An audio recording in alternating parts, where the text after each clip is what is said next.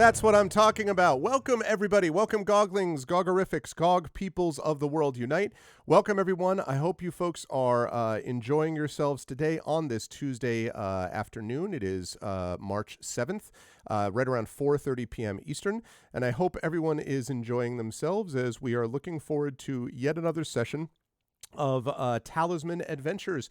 We are sponsored, as always, by Pegasus Spiele, which produces Talisman Adventures, and I hope you will consider supporting them by actually checking out their products. They have a number of them. They're all good things, and we are very happy to be able to play their game. I also want to thank, of course, as always, GOG for hosting us here, and I want to especially thank Pyron's work and the Art Masters, because check out this new overlay, chat, this new splash screen. That is the new stream card that Pyron had commissioned, and did that thanks to it was a gift for GM Appreciation Day, which happened a few days ago, and I love this. Like she even got the quill, the quill thing as part of it. So I think it's really awesome. I really think it looks great, and I wanted to thank, of course, Pyron and the lovely folks at GOG for continuing to support us on this channel and for allowing us to do this. So thank you for this awesome new splash screen that we have here. Today we are playing more Talisman Adventures, the Lady's Tomb. Before we get there, though, just a couple of quick reminders about how to support us here on the channel. If you haven't done so already, please follow us here on GogCom's Twitch channel. Please subscribe to us here on GogCom's Twitch channel. You can get those awesome custom sub badges and emotes to use everywhere across Twitch, DRM free as always. And of course, if you have not already done so, please consider clicking through to our individual channels, because we have our own individual subsystems and Patreons and all that kind of good stuff as well. With that said, the time has come to actually start playing, so I'm going to unmute myself and apologize unreservedly for whoever I just interrupted because I couldn't hear them. And then I'm going to unmute them. And last but certainly not least, I'm going to go over to reveal to you the incredible GOG crew. They are ready to go. We are fired up and ready to deal with all things, all monsters, foreign and domestic. I am looking forward to seeing how things happen with stuff today. But before we get there, I want to introduce these lovely folks, starting with the amazing Pyron Jade, who is slowly on the mend. I know is not all the way back, but is slowly on the mend. And Pyron, it is lovely to have you back. I hope you're feeling better-ish, and that maybe this will help you feel the rest of the way better. How are you doing? How's life with you? And who are you playing today? Hello, everybody. I'm already doing a lot better. I was really, really sick last week. That's why we couldn't play, and I'm really sorry for that, because I would have loved to play. But yeah, it wasn't to be. But back today, and playing Regina Augusta III, who's a warrior sprite, so tiny, angry, heavily armed, and is actually spent a really confusing half an hour at least hiding in the dwarf's hair and trying to be a spy. So that was really new and really exciting in a way, and so she's there learning new stuff. Yeah, I look forward to her second career as a rogue. I see. Yes. I see spy work in Regina's future, but I imagine that basically Regina only understands that as always only going in people's hairs. Like that's how spies do things, is they just hide in people's hair no matter what they are. But it is always a pleasure to have Pyron with us, and thank you again, Pyron, as well, for the commissioning of that awesome new splash screen. It really is cool, so much so I'm going to show it to everyone again. Look at that! Wow, look at that! Look at how awesome that is. And the quill, as I said, the quills too, like, so good. So thank you, Pyron. I really appreciate that. Moving on down the line, of course, we have the amazing Darksaber 2K, who, as we learned in the green room, is a man of many talents. I'm just going to let that hang out there, and involves travel, transit, and all sorts of, delivery options and all other kinds of things. And you, chat, will never know any more than that. So you'll just have to conjure with that concept. As I say hello to Darksaber, and thank him as always for MooBot and dashboard work. And how is life with you, my friend? How's everything going? And who are you playing today? Well, I'd like to just preempt chat by saying, no, I haven't become a burglar. I mean, not that you would tell anyone if you had. I just want to be clear. We just played Midnight Rogue on my channel today. I don't know. Yesterday we had Wolf Soul was literally a werewolf in our game of King of the Castle yesterday, and as he put it, he was hiding in plain sight, so no one would suspect him, which is great until he turned me into one. Oh, well then, you suspected him then, but it was a little too late. Yeah. But yeah, besides from shenanigans trying to manage a chat of unruly nobles in King of the Castle, which is great. Everyone should check that out, or at least check out my VOD. It's over on my channel because it was a lot of fun last night. I've been playing a lot of Like a Dragon, a lot of Deep Rock Galactic. Send help, I have a problem.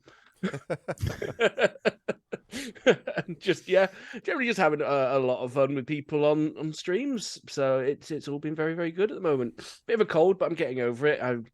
Pyron's definitely way worse than I feel. So it's dangerous, chat. Every time that we get together, there's a risk we'll give each other various illnesses. I mean, you think that we're in different places, but we're actually just separated by several dividers, all in the same room in an undisclosed location in Nebraska. So that's actually the reality of where we're at. It's so expensive to put on. If Bob trips, that whole backdrop will just fall down. We need a whole backstory. Head. It's why GOG can't actually field any future games because they're too busy paying for all of our secret identity witness protection things. And apparently everybody has been playing Star Crawlers every evening, and it's my fault.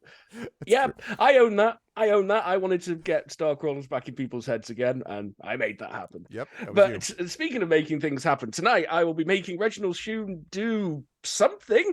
He's a ghoul graveyard keeper a ghoul druid graveyard keeper who is very personally taking it upon himself to deal with the situation at Sepulchre, where cats and dogs are living in harmony. There's fluffy bunnies, rainbows in the sky. Something is very, very wrong in the biggest mausoleum in the realm. Yeah. And he is going to fix that, maybe, because the people he's following really don't like ghouls. So he's been hanging back for the moment, but I believe as when we left off, there may have been a call to action just occurred. So we're going to be seeing how he has to deal with that with his companions tonight. That's true. I mean, you may just wait for the screaming to die down and then, clean up what's left. It depends how the party actually wants to handle things. I mean, that's just the meat. Once the meat's been separated from the soul, that's where I step in. Right. That's your job. Yes, it's going to be interesting to see that happens. And of course, when you end up returning to Sepulchre, and even if you can get this item, which was stolen by this group or, taken for its own good, according to them, it'll be interesting then to see how you as a ghoul handle it as a shepherd of the dead. So we shall see. But before we get to that, again, always a pleasure to have Saber with us. Also, always a pleasure to have Peripheral Mike with us, who was responsible for that video. And may I again call out, Mike, in a positive way, the new Eberron video that is running on my channel, which includes the new character from Brandon O'Brien. So we're now up to 5 people. Came out beautifully. It looks awesome, and you should check out most of the videos that I do now. I would say, I guess like 60 and probably 75% of the videos I have now have been done by Mike, and they're all amazing. So you should 100% support Mike in all his endeavors and give him lots of money for all of his, his company and all that kind of good stuff. Mike, it's good to see you. How's life in the universe with you, and who are you playing today? Yeah, I'm doing all right. I'm cold. People on my Discord will know that we've got a weird gas leak in the house, and also there's COVID in the house, and one of our cats is not very well. So it's not been a great week. So I'm looking forward to playing with you guys.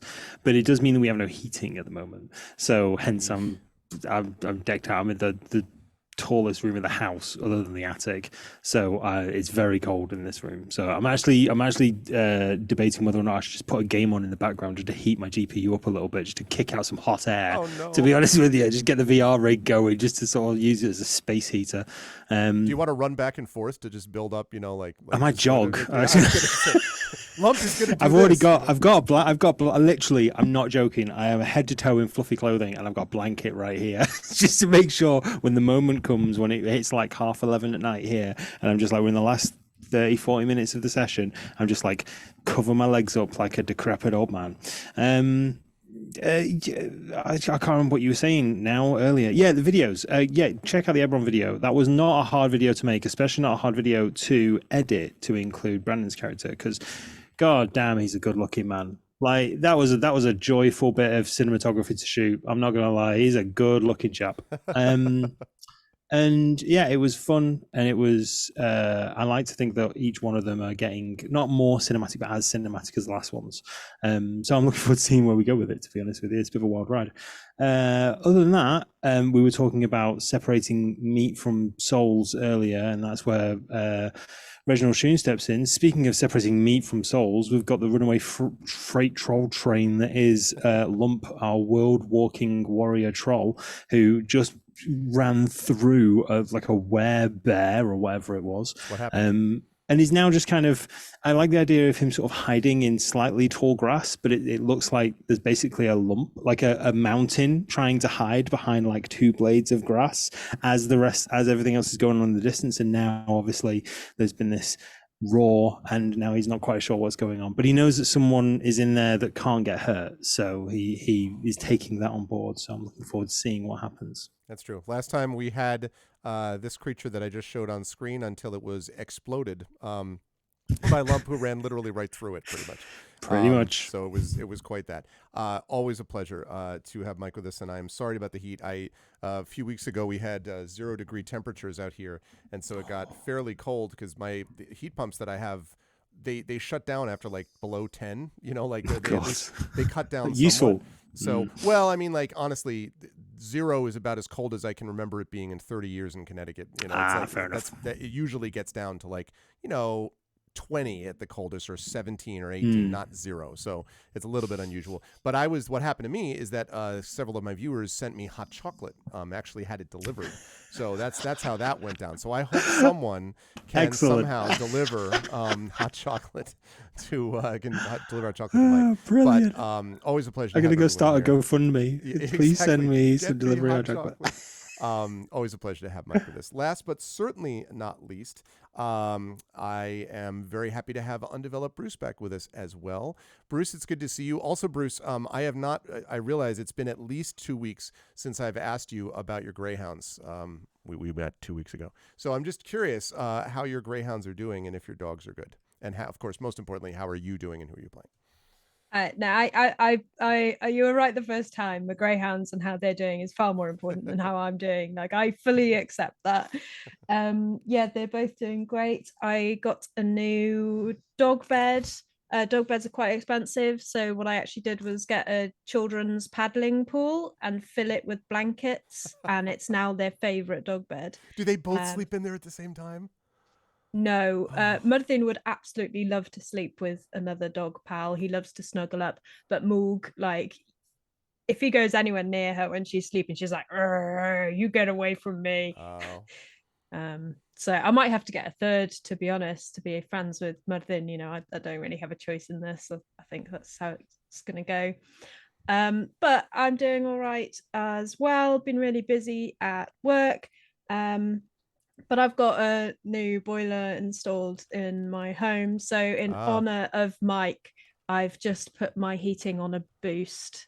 And I'm sat next to a radiator. Yeah. I'm sending the warmth that is from this radiator right next to me. Like, you were both in the United Kingdom, okay? You're united. So I don't see any reason why you can't that's how geography works, right? Like, I'm sure. Absolutely. And today I'm playing Chwedl Weds Cragman, who's a dwarven minstrel from up the crags. So he's in his home territory now, actually, up in the crags. Yep. And last session, he tried to go in there and, minstrel, charisma, wits his way around the place and see what was what, but he wasn't as good as he thought he was. So he ended up just being like, cool, well, bye then, and walked back out. But I had fun. Yes, and you did gather some good information, in fairness. I mean, for example, the existence of someone who maybe wasn't so wild about the way things were going with this group. And that's something we're going to talk about. So always a pleasure, again, to have Bruce and the rest of the company with us. And let's chat about what happened in our last session from a couple of weeks ago. The party has been following in relatively close proximity, has been trying to track down a group of people which stole an artifact, a talisman, from Sepulchre, the great city of the dead. This happened had happened several days before, and the party has managed to track them down. The reason that it matters is that since the removal of the talisman, everything has been going sort of sideways. Stuff happening in Sepulchre has gone in a different direction. As was discussed, you have, cats and dogs literally living together. You have other creatures that have been transformed into fluffy bunnies and things like that. Sepulchre itself feels really great, like everything's really happy and good and lighthearted, and birds twittering, which is, to be clear, not what the City of the Dead is trying. That does not fit on the City of the Dead's travel brochures. And in the meantime, places outside of Sepulchre, which normally you would think of as being happy and lovely, have been quite the opposite, are sort of filled with malice and evil. So there's serious issues going on since they removed this, and they have asked for the party to get it back. So the party, needing to do this not simply for themselves, but also #SaveBoots, they need to get the curse reversed so that Boots can return to his proper side by his masters, by his proper position by his master's side. Along the way, the party has not only had their follower Alette, that was Alette. But also has met a man who was turned into a mule, transformed back and doesn't like it, would actually prefer to be a mule, thank you. So we've had them as a follower as well. And the party, after a series of adventures, managed to track down, including a squirrel with a large nut, and there was a dog inside it and a whole bunch of other things like that. Again, it's crazy. Check out the VODs for more details. The party ended up making its way to a camp of people who are called Redeemers. As was discovered, Redeemers are a particular subsect of the Order of St. Josephine. They are, let us say, the more dogmatic portion of the faith, by which I mean that they are fanatics. These are people who believe that all darkness is problematic. In fact, if they could eliminate the dark entirely, that might make them just as happy. And so they seek out places in the land where they can root out what they see as evil, including something which is powering the City of the Dead, which they think is an abomination against God and man, etc., etc. And so the Redeemers have taken this token, this talisman, and have raced away from it, bringing it somewhere, although it's not 100% clear as to where. They're bringing it apparently to their leader, although we have not seen their leader yet. The party came across them, though, and on the way, the party had a battle with what they defined as this Yeti. Wasn't much of a battle, actually, because it mostly involved Lump sort of running through it, although Lump did get hit. He got hit very hard, but in the process just basically obliterated this creature. But what has begun to be realized is that when they destroyed this creature, the skeleton that they found later on was not commensurate with a creature of this size, which what it basically makes them believe is that they probably killed something else that had been transformed into this. There have been several creatures transformed into this also. Finally, they got to the actual camp, and they did a little bit of a reconnaissance mission, I guess you might say, and came in. Hweddle went in to discover two sort of main leaders, one of them called Cord, and one of them called Fenna. Cord and Fenna are, first of all, Cord is the leader of the Redeemers and was basically brooking no argument, said he was going the right way, needed to do what he needed to do. Fenna was trying to convince him that something is wrong and that they are all being affected by the influence of this talisman. They have become ever more radical and extreme, and Cord basically got very angry and told her to shut up and all that. They gave Hweddle some temporary food and a chance to sit around their fire. Hweddle tried to gather some information, gathered the information that Fenna is not really on board with what's going on with Cord, but other than that, they were not having any discussion with them, and Cord basically hurried them along. Hweddle ran back up to the party, explained what had happened, and as the party set out after the Redeemers, who were again on their way to their leader, there was this terrible, let me see if I can get this right, roaring from the camp down below, indicating that something clearly has happened. And so with that as our setup, I'm going to fire up our music.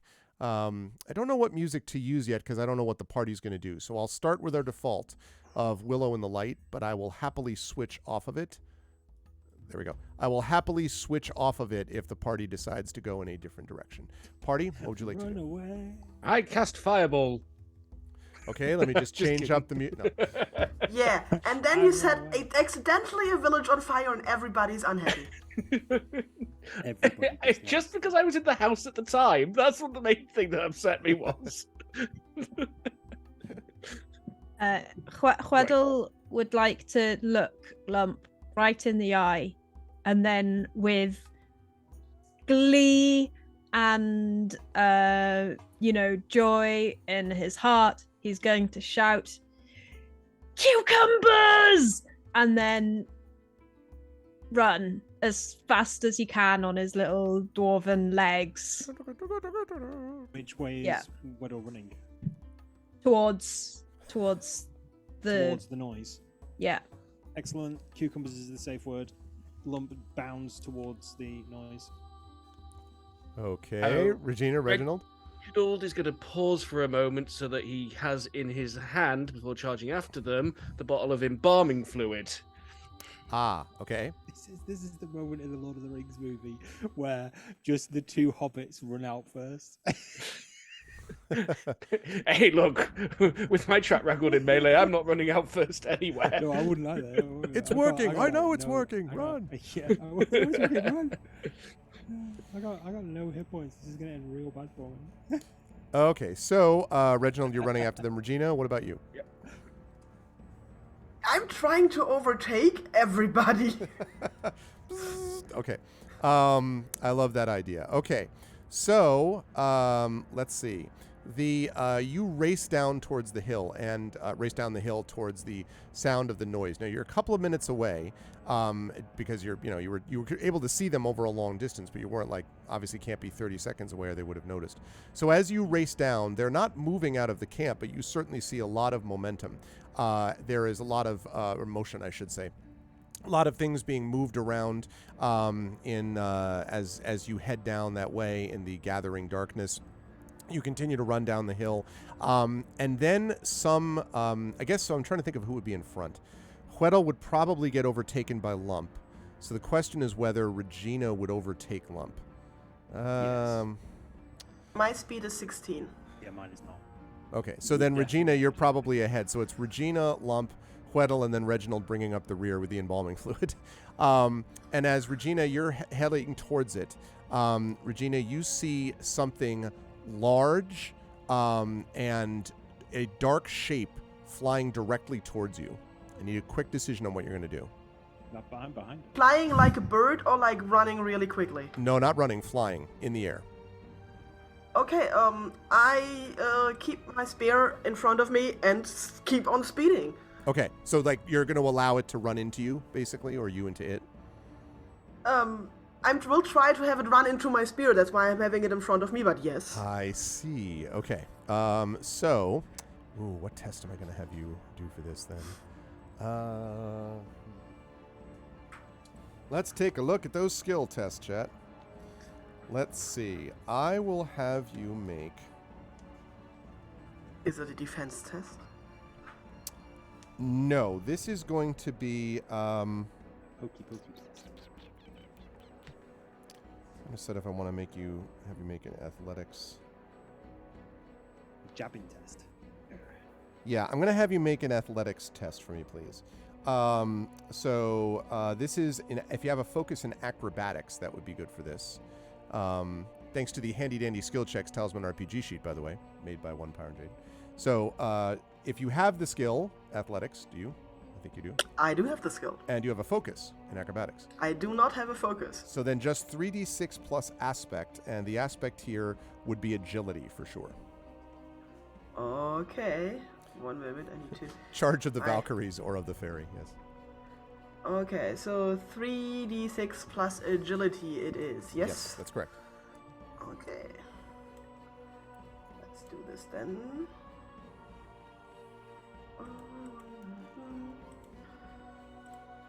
And 1 moment. I'm a bit slow today. 19 with doubles. So we're talking about a great success. Okay, that's good. So Lump, right behind Regina. Actually, no, I think Regina's ahead enough of you that probably... So what happens is... and I forgot to mention, I'm sorry, quick note on fate. Reginald, since remember these things don't carry over, so starting the session, you start at 2 out of 8. Is that right? Okay, you still remember have -2 to psychic combat, I believe, because we have not had a short rest yet.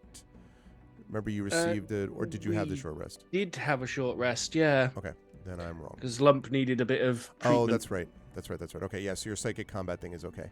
All right, so you've still got your wand, which has a certain number of charges that you don't know, which is used to retrieve your peddler's cloak. So I should have said this before, sorry. 22 out of 25 life, 2 out of 2 life on the Peddler's Cloak, 2 out of 8 light fate.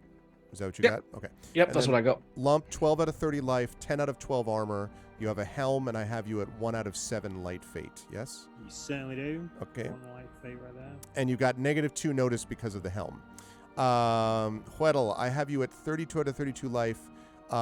You should be back down to 2 fate. I know you had gotten up to like 4, but unfortunately it doesn't carry over. So 2 out of 8 light fate, and then 6 out of 6 spell points, I think, still. Yes? Okay. And Regina, 30 out of 30 life, 12 out of 12 armor. Are you at 2 out of 8 light fate because we're restarting? I'm at 2 out of 8 light fate. Lovely. And even though I don't think this could ever possibly come into play, chat, I have 4 dark fate. I don't understand why that would come into play, but I'm just letting them all know. So, landing. So you managed to dodge out of the way, Regina, as this large something flies past you in the darkness. Lump, you see it as it lands on the ground in front of you. You have a moment to kind of look at it before you leap over it or stop. It is the broken body of an armor-wearing human. It appears to have been thrown from the camp. I will jump over it. Okay. It flies towards me. So you leap over it. Weddle, I imagine you heard, not Reginald. Reginald, you like, Weddle, you're behind, so you're able to circle around it. And same thing for Reginald, unless Reginald wants to stop and deal with it, but it's clearly dead. I mean, the body is lying in a way it's not supposed to lie. Yeah, exactly. And as you get closer, you can see why. There are several people still in armor that are standing facing, you've seen this before, this. It is another one of these creatures. And you can see already that actually you're like, but wait, isn't that the last one because it had blood on its claws? This one also has blood on its claws. And you can see several bodies lying around it. Huedel, when you went down there, there were a group of them, and a number of them are either lying on the ground or are facing it. There's probably now about 3, you would say, Redeemers there, and one of them is Fenna, who looks kind of hurt and has this just awful, anguished expression on her face as she's facing up against this creature. Otherwise, this thing clearly means business. It has already clearly killed a few. You can see score marks and, kind of marks along its body and so on. And so you can see there are issues here. So this is going to be a little bit of a complicated combat theoretically, because I know you may have other considerations about who you want to preserve and not, and whether or not you want to deal with the other Redeemers who are down there too. So, I mean, maybe it's like the enemy of my enemy is my friend, but you'll have to decide that for yourselves. So, what I need to ask all of the lovely folks here in my party are, what order would you like to go in for this combat? And what are you planning to do during that round? Well, Reginald would just like to quickly yell at everyone ahead of him. He just wants to yell, "The fluid! Feed it the fluid!" Waving the bottle in the air. Okay. The first thing I would like to do is roll my tactician roll. Okay. So I'm gonna spend a light fate and roll 3 die that I then can exchange for die during combat. Okay. Sounds good. So 3d6 and nothing. Oh, come on. I'm gonna turn Can I on my just light get cam. nothing. So I got a 6, a 5, and a 6 I can use. Okay. Those are some good numbers. They are. 6-sided dice. Yeah, They're just I might have. efficient, So You may have spent your good dice rolls already. I fear so, but yeah, what can you use do? those, that's okay. But those go into reserve, so... Yeah. Okay. So Reginald, you're going to shout that. Other than shouting that, what are you doing?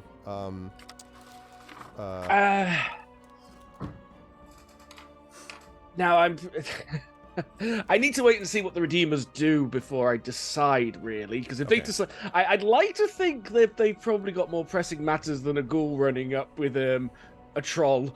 Yeah, they haven't even noticed you yet, clearly. an They're angry worried about this fairy. thing. Yeah, they're worried about this for at the moment. But so I'm not going to make any... I don't want to make any hostile moves, so I'm just going to close distance. I want to stay close to Lump.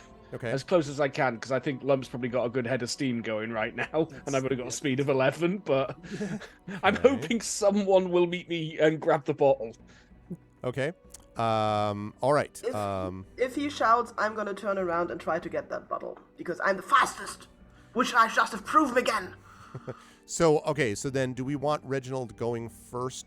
Like, how do you want to organize this? I understand that's your plan, but how do you want to organize it? Then? Yeah. I mean, like I say, at the moment, there's not a lot I can do short of movement. It's all going to be down to how this first round plays out for me at the moment. Okay, I mean, so you could just go last and basically Mm-hmm. be like, I'm gonna kind of see how things play. Yeah, I think that's best. Okay, so we'll say that would put you in the 4th spot. So, Lump and Hweddle and Regina, who wants to go when and what do you wish to do? If I have heard Saber shout, I would like to go first and grab the bottle just to Okay. get that done. Okay. I would also like to, I don't know which position this would be in, but to like hold up my hand as Regina's going by in a way that she would find impossible not to high five, and cast speed on her if she high fives me. I absolutely definitely high five because it's very cool and I like to be cool. Okay, well, if you're going to do that, then I would say it probably makes sense for Hweddle to go second to be able to do that. Because Regina can be turning. It's around the same time, but... How fast will I be? So, yeah, how fast does that speed potion make you? Twice as fast. Twice as fast as We've given the Sprite coffee. It's very, No sugar. Extra boost. Extra boost. Okay, which means that so that would put Hweddle let's see. Second. So that would put but Hweddle's going to need to go before Regina to be able to do this. So I would say Hweddle 1, Regina 2, and that would put Lump 3. So Lump, what are you doing? I am barreling towards the creature, having heard Reginald's shout. I am not going to use my light fate to become heedless or reckless. Okay. Can I close the distance on the creature during this round? You might be. Also, you're a little too quiet now, Mike. So sorry. I hate to make you read the volume. You could come up a little bit. How's that? Much better. Thank you. Good. Okay, so you could probably get to it, I would say, by this round, yes. I would think. So as I'm going towards it, are there any other of these creatures in the vicinity? Is there just this one creature? Just in this the one middle of creature. camp, and everyone's just like, holy crap, Yeah. that thing's eating everybody. One Okay. creature, 3 redeemers, one of whom is this Fennel, though you don't know who that is, you haven't seen, but you heard Hweddle talking about it. And then you folks. One non-human, some humans. That's kind of what Lump would see. Okay, cool. I will barrel towards the creature and I will try and basically, to use a wrestling term, spear the creature and try and grapple it to the ground. Okay. So I'm not going to run through it. I'm trying to get it on the ground and then restrain it. Right, this time you're not going to try to explode I'm it. not. No, that's why I've still got my light fate. I'm not going helpful with that yet. Anyway. The different kind of lump smash. I'm so glad Reginald said that because I was like, but that's what Lump would do. Like he'd see this creature and just go, another one. Charge! Yeah. This worked last time. Okay. Let's see. It's going to be an awkward morality question at the end of this combat, I tell you. I think that what we're looking at here is going to be athletics and brawn. I think that's what is going to be the major idea here. Cool. So I can do that. I can't use climbing as a focus, can I? I can climb onto the creature. climb onto the thing? No, That because depends I think how big it is in your comparison. inclination is not to be like, "Woo, I'm climbed." It's actually destroy it. Ride in the Yeti. Right. I'm so sorry. I haven't even logged into Roll20. I'm so sorry. That's okay. Bear with me. That is God, no my problem. brain is just so frozen right now. Launch game. There we go. So it's going to be an athletics. It's going to be athletics, and this is not acrobatics. This is just straight athletics, and yes, brawn, definitely. Excellent stuff. So that would be 3d6 plus my aspect, if I'm right. That's right. 3. No, not d20. It's basically That'd be like a hilarious. combat action, but it's. There we go. That's a 17. Yeah. Okay. So let's see. I mean, it feels like a good roll. Yeah. Really. Let's see. I want to see if it's going to take. Yeah. Okay. 5, 2, 3, 7, 17. What Can I I'm add a trying to flourish decide onto is this, if this works, can I add a flourish onto it? a flourish, Yeah. just an awesome little hey. Yeah, basically, yeah. So like, if this works and I actually get it onto the ground, I want to. Lump's automatic instinct would be to raise both fists above and then smash it into this thing's face, therefore taking it out of combat. I want to do that, but I want to go either side of its head and try and scare it into like not attacking anyone. Okay. So I'm trying to calm it down by attacking the ground next to its ears. Attacking the ground next to its ears. Yeah. Okay. Hopefully using my physical coercion skill. So, okay, that's fair enough. I'm going to use a Dark Fate to boost this thing's threat. And I am doing that, to be clear, not to be a meanie, but because it is, in fact, a very, even larger than the last one that you saw. And it is... That's something you can do at any point, isn't it? You don't have to announce that before the combat starts. Well, I technically should have announced it at the beginning of the combat round. But would it have changed your mind if I told you I was doing that? No, I'd have just done exactly the same thing. Okay. But it would change my mind as to whether or not you're being mean if a 17 no longer works. Ah, I see. If you're just like, well, it was going to work until I've suddenly decided to roll. Yeah, right, and use a exactly Dark that. Fate. No, I didn't. That's a scumbag move. Well, so if you what if I told you that might announce actually be it, the case? But the thing is, I was going to make it an extra threat anyway, so I just didn't announce it ahead. then of do time. it the next combat round. Yeah, that's fair. Okay, fair enough. It is. Or tell so me to shut up. I will. Whichever. No, I will. I Like, will. you're do the that. boss. Yeah, GM Appreciation Day is over right now. I could do that, but it's not. It's not really fair. I should be announcing it. I'm pre-announcing though that its threat is going to be higher next turn. Okay. However, you are able to overbear it to the ground. Now, you have it on the ground, and I will allow you to basically. And you said you want to hit it on the side of the head. Now, not to sort of knock no. out, but you're hitting I'm not by hitting the ground. it on the side of that. I'm hitting. So I'm sort of on top of it, and we're sort of like scrabbling around on the ground, and I'm going to attack the ground to sort of disorientate it, and hopefully kind of like frighten it into not really knowing what's going on anymore. Okay, I think that what we're talking about here is an intimidate check. And that's going to be physical intimidation. Yes. It's slightly not the way that it normally works, but so I think though I am going to this. Well, no, because I'll wait on the threat. Okay, no, I'll keep it as the same. All right, so proceed. So this is just intimidate, which means that is brawn. You're using brawn. Brawn, excellent. Do you have a focus in like physical coercion? Which Shockingly, is definitely what this is? yes. Okay. Lump has a focus in physical coercion. Hence, it's almost like I knew that prior to planning this move. 3d6 plus aspect plus 2. In that That's case. it. 18. Okay, so what it does is the response that it has is it kind of it doesn't. But what it basically means is that it's not going to attack you back. You don't actually think you have intimidated it out of doing anything. It sort of is like this kind of, and then, like roars at you again. So you do not think you have settled it forever, but you have made that it will not attack you this turn, and it is definitely prone to the ground. Obviously, the Redeemers around it are kind of like, they're all like yelling and Where did that like, what come the from? hell type of thing. So we will see what the impact of that would be. Okay, that's going to lead us. So no action from him this turn. So it's very useful for that reason alone. Okay, we had Weddle, casting speed on Regina. We had Lump. Regina, based on your speed, so you pick up the thing, and then you're racing to it, right? Is basically the idea. I race towards the Yeti. You're going to get there next turn. I also know that the potion goes into the mouth, so yes. Right, okay. You're not going to get there this turn. You will get there next turn, and we'll talk about the implications of that. Might How are make you it a little gonna easier try because you're on and the put ground. I am so fast. Okay, and then last but certainly not least is Reginald. So, Reginald, you're bringing up the rear. You can see that Lump is currently apparently grappling this creature, which is bigger than Lump, to be clear, and it's roaring at it. And you can see an incredibly fast Regina running ahead with your, I should say, flying ahead with your embalming fluid. Way ahead. At this point, I'm going to hang back because I think a lot of attention's been drawn in that direction.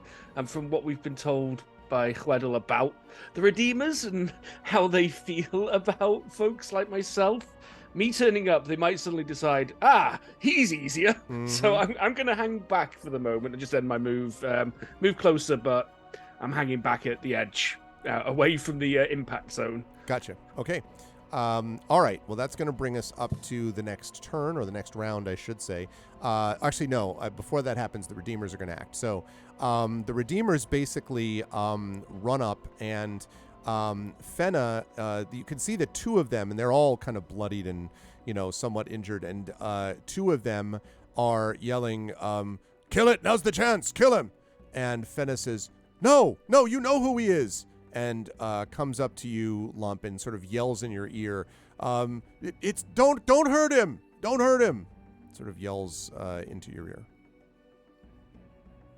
God, I'm on mute. Can I speak back? Yes, can't have a convo, but you could respond. No. So at this moment, I'm still constantly like pounding the ground around the Yeti's ears, and this woman's like, "No, don't hurt him! Don't hurt him!" I'm like, "I'm not. Let the ghoul through." Okay. Because as far as I'm aware, Reginald has the potion. That's okay. Fair enough. So they're all looking around, like the Redeemers are kind of like, and Fenna says, "Well, you heard him. Move out of the way." Okay. Now we come to the next round. Now I have asserted my what I said about the what I said about the the dark fate being used. So its threat is increased. Yeah, he puffs his chest out a bit, and I'm just like, "Oh." So now I need to know what you're doing. So again, tactical situation on the ground is Lump is on top of the Redeemer, pounding the ground around his ears. Weddle is having cast speed on Regina, is now coming up to the fight. Reginald is hanging back a little bit, watching what's happening. Regina, at full speed with a potion in her right hand, or in one of her hands, is just like top speed towards this creature. So given all of that, and this thing does not look like it's been pacified, it was just down on the ground momentarily. So given all of that, what would the party's order like to be, and what would you plan to do? Would I have heard Lump? I assume Lump would have yelled, probably, given the situation. Yes, I'm trying to decide, though, because she was right next to him, and there's a lot of noise. Yeah, I wouldn't have shouted, though. I would have. Okay. If she's right next to me, I would have just. I'd have said she it ran up to you, loudly, but literally. I wouldn't have shouted. So it depends how close you are. Not I was that hanging close, so back, you're hanging so back, yeah. So I'm probably hearing like the clatter of armor and people looking around and roaring of monsters and pounding of ground more than anything else. So I will continue to hang back for the time being. Okay. So I'll put you back in your fourth spot again. Yeah. Lump, Weddle, Regina, what about you, order-wise? I think Regina needs to go first. Yeah, I think I need to go first. And I hope this thing will roar once more, something like that. Roar! Like that type of thing? Okay. Yeah, well, if the mouth is open, that would be really good. We'll see. I really want to have Regina just try to force the jaws open now. My son's experience at the dentist. With my spear, like a lever, like. We're trying to help you. Well, I mean, if I have to throw, let me know. Okay, I will. We will talk about that. So that leaves Weddle and Lump, 2 and 3. Who wants to go where? I think it's a bit awkward because I think what we want to do will depend on if Regina's successful or not. Fair. I'd like to go before Lump. Okay, that actually works. That'll probably be easiest then. Yeah. Okay. Would I reach the fight? By your my turn, turn? yes. Yeah. Yes, you will. Okay, so Regina, you were up first. So you fly up, and the Redeemers are kind of like, remember, they've just been ordered by Fenna to give room, and they're like, what? And then they look, and then like, the sprite just goes zipping past them, and they're like, and you show up there. Sprite or just the bottle? Yeah, right, exactly. Bit of both. Yeah. Okay, so you're up above this creature. Now it is roaring and like flailing its claws and all this stuff. And it is repeatedly doing this raw. However, there is also, claws and arms to deal with, Regina. So this is not going to be easy. Well, I would prefer not to have to fly into the mouth. I was just about to say how great that would be. No, I'm just kidding. Just so people are aware, there are 2 doses left in the bottle. So let's see. It's a big kitty. I love the idea of Regina carefully pouring this into the Ye's mouth. And you Hold get still. a dose and Dr. then we've got Regina one is here. left. It's fine. Yeah, Dr. Regina's here. So I think there are a couple of ways to maybe consider how you would want to do this. One is that you could try to throw it into the mouth from a distance. Not from like a huge distance, but like from far enough away that you're not on its arms, like or in range of its fists, basically. Yes. So you could do that. I think a second option would probably be for you to do the equivalent of a melee combat, where you're like flying in right on top of it, and you're like, like throwing it in there as it's like biting and clawing at you. That would be your second option. And I don't know if there is a third option. I guess the third option is to tell Lump, hold his jaws open or something, I guess might be another option. But those are what you got. I think the third option is to fly her entire self into with the mouth. Package Also an into option. the mouth. Also an option. I would love to see some inner space out there. Coat yourself in the potion and fly in.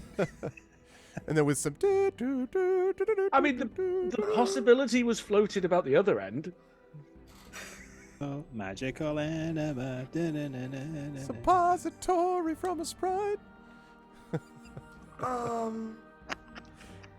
Supritatory, if you will. Just about the way this bottle would fly. I mean, would it fly as well as like I mean, it's not made for flying, so maybe it doesn't fly like a rock. Well, you'd be dropping it. I mean, like, because you can fly over his mouth. He's on the ground at the moment. So you're kind of doing one of those, wait for it, and then drop it and hope that it lands in the mouth. Yeah, well, if you just open the mouth, I would think like you have to do like. Yeah. Yes. So, well, I do wonder which kind of skill set is going to be asked for, and it's for me, it sounds like I'm going to throw the bottle. I think that would be the case. This will be a difficult throw, though, because you've got arms and it's roaring about. Yeah. You also have to get around a troll who currently is on top of it, pounding the ground, saying, please be silent. So, as I have read my technical book for many, many, many sessions right now, Okay. Would Regina think it's easier to fly into the mouth or to throw it in? Flying into the mouth is a more definite success possibility. It's clearly, I mean, Regina's not a fool. It is clearly very dangerous. I think that's pretty obvious. I know you said you're your wits of one, but it's not like you're not a buffoon, So I would say you're not a buffoon. So I would say it's dangerous, but it will definitely get it to where it needs to go. So, although now I'm thinking about the whole passageway that you could traverse, but maybe I shouldn't go. I have a spear. I was like thinking bottle spear Regina. Then just if it bites down, it bites down. Well. Witness me. But yeah, I don't think she's willing to die for this guy who has not been very nice to Huedel. Which is like the turning point here. Right. So yeah, I will try to throw the bottle into the mouth. Okay. This is going to be a makeshift weapon if you happen to have that focus. If not... is there a throw focus for makeshift weapon? There is. There is blade, exotic, Why did I not take javelin, makeshift, because you didn't know you were going to be asking to throw a bottle of potion into the mouth of a prone Yeti-like creature. Do you know how many focuses I have on thrown? You just like, can I make it into a rock? If you want to throw a rock instead, that's great. It's just not a potion. I'm just letting you know. Coat the rock. Yeah. The min-maxer is like, screw the You know story. what? I'm gonna We just do need to this. throw a rock. I'm gonna do this. I'm gonna use a light fade, Okay. so I can roll 3d6 Okay. for this throw, and I'm gonna throw this. So yeah, it's Okay. gonna work. So you have the skill. That means If 3d6 if I hit his face and the bottle breaks, it's gonna get into his mouth anyway. could be. Should that Yeah, be we're looking at 46? agility. 3d6 plus agility is what you've got So, right now. Yeah. Life fate, 46 shouldn't that be? Yeah. Yeah, so 46, yep. 46 plus agility. On the increased threat creature, let me be clear. On the increased threat creature, you increase and the I threat? Yes, very Yeah, funny. he said Probably that. announced that. Very funny. Yes, did. I did. and I still have my tactician rolls. So Right. let's do this. No whammies. Okay, I'm gonna drop the 2 and exchange the 3 for a 6. So it's 12, 17 plus 23. Wow. So you're just like, wait, Dark Souls style, hand moves out of the way, drop it. There's a slow-mo moment, I think, where we see the camera like zooming around the bottle as it falls into the mouth. It's like, like as it hits. With doubles. With doubles, yes. And yeah, that's extremely impressive. So that is a great success. You do not take damage from it, and it does shatter inside its mouth. The shards of glass destroying it immediately. I'm just kidding. And shatters inside the mouth. Now, it roars angrily. This is not going to be instantaneous, you don't think? It may take a turn to take effect. I don't think. And so, yeah, well, you may not think so, but it disagrees. So it is going to take out its rage on the creature that it can get to at the moment, which is, of course, Lump. So it is going to fire away, and it goes into this. So, Lump, I guess I should ask you, have you ever been on a horse that did not want to be ridden, or a donkey that didn't want to behave? Has Lump ever been? Lump has never ridden any animal. Okay. Has Lump ever tried to subdue a person that did not want to be subdued? He has tried to subdue cattle as a form of part-time job. Okay. And I personally have been on a bucking bronco, so I'm aware of how this might go. Yeah, you feel this creature, its eyes burn red and its muscles ripple, and the rage that you feel is extraordinary. So it is going to attack here.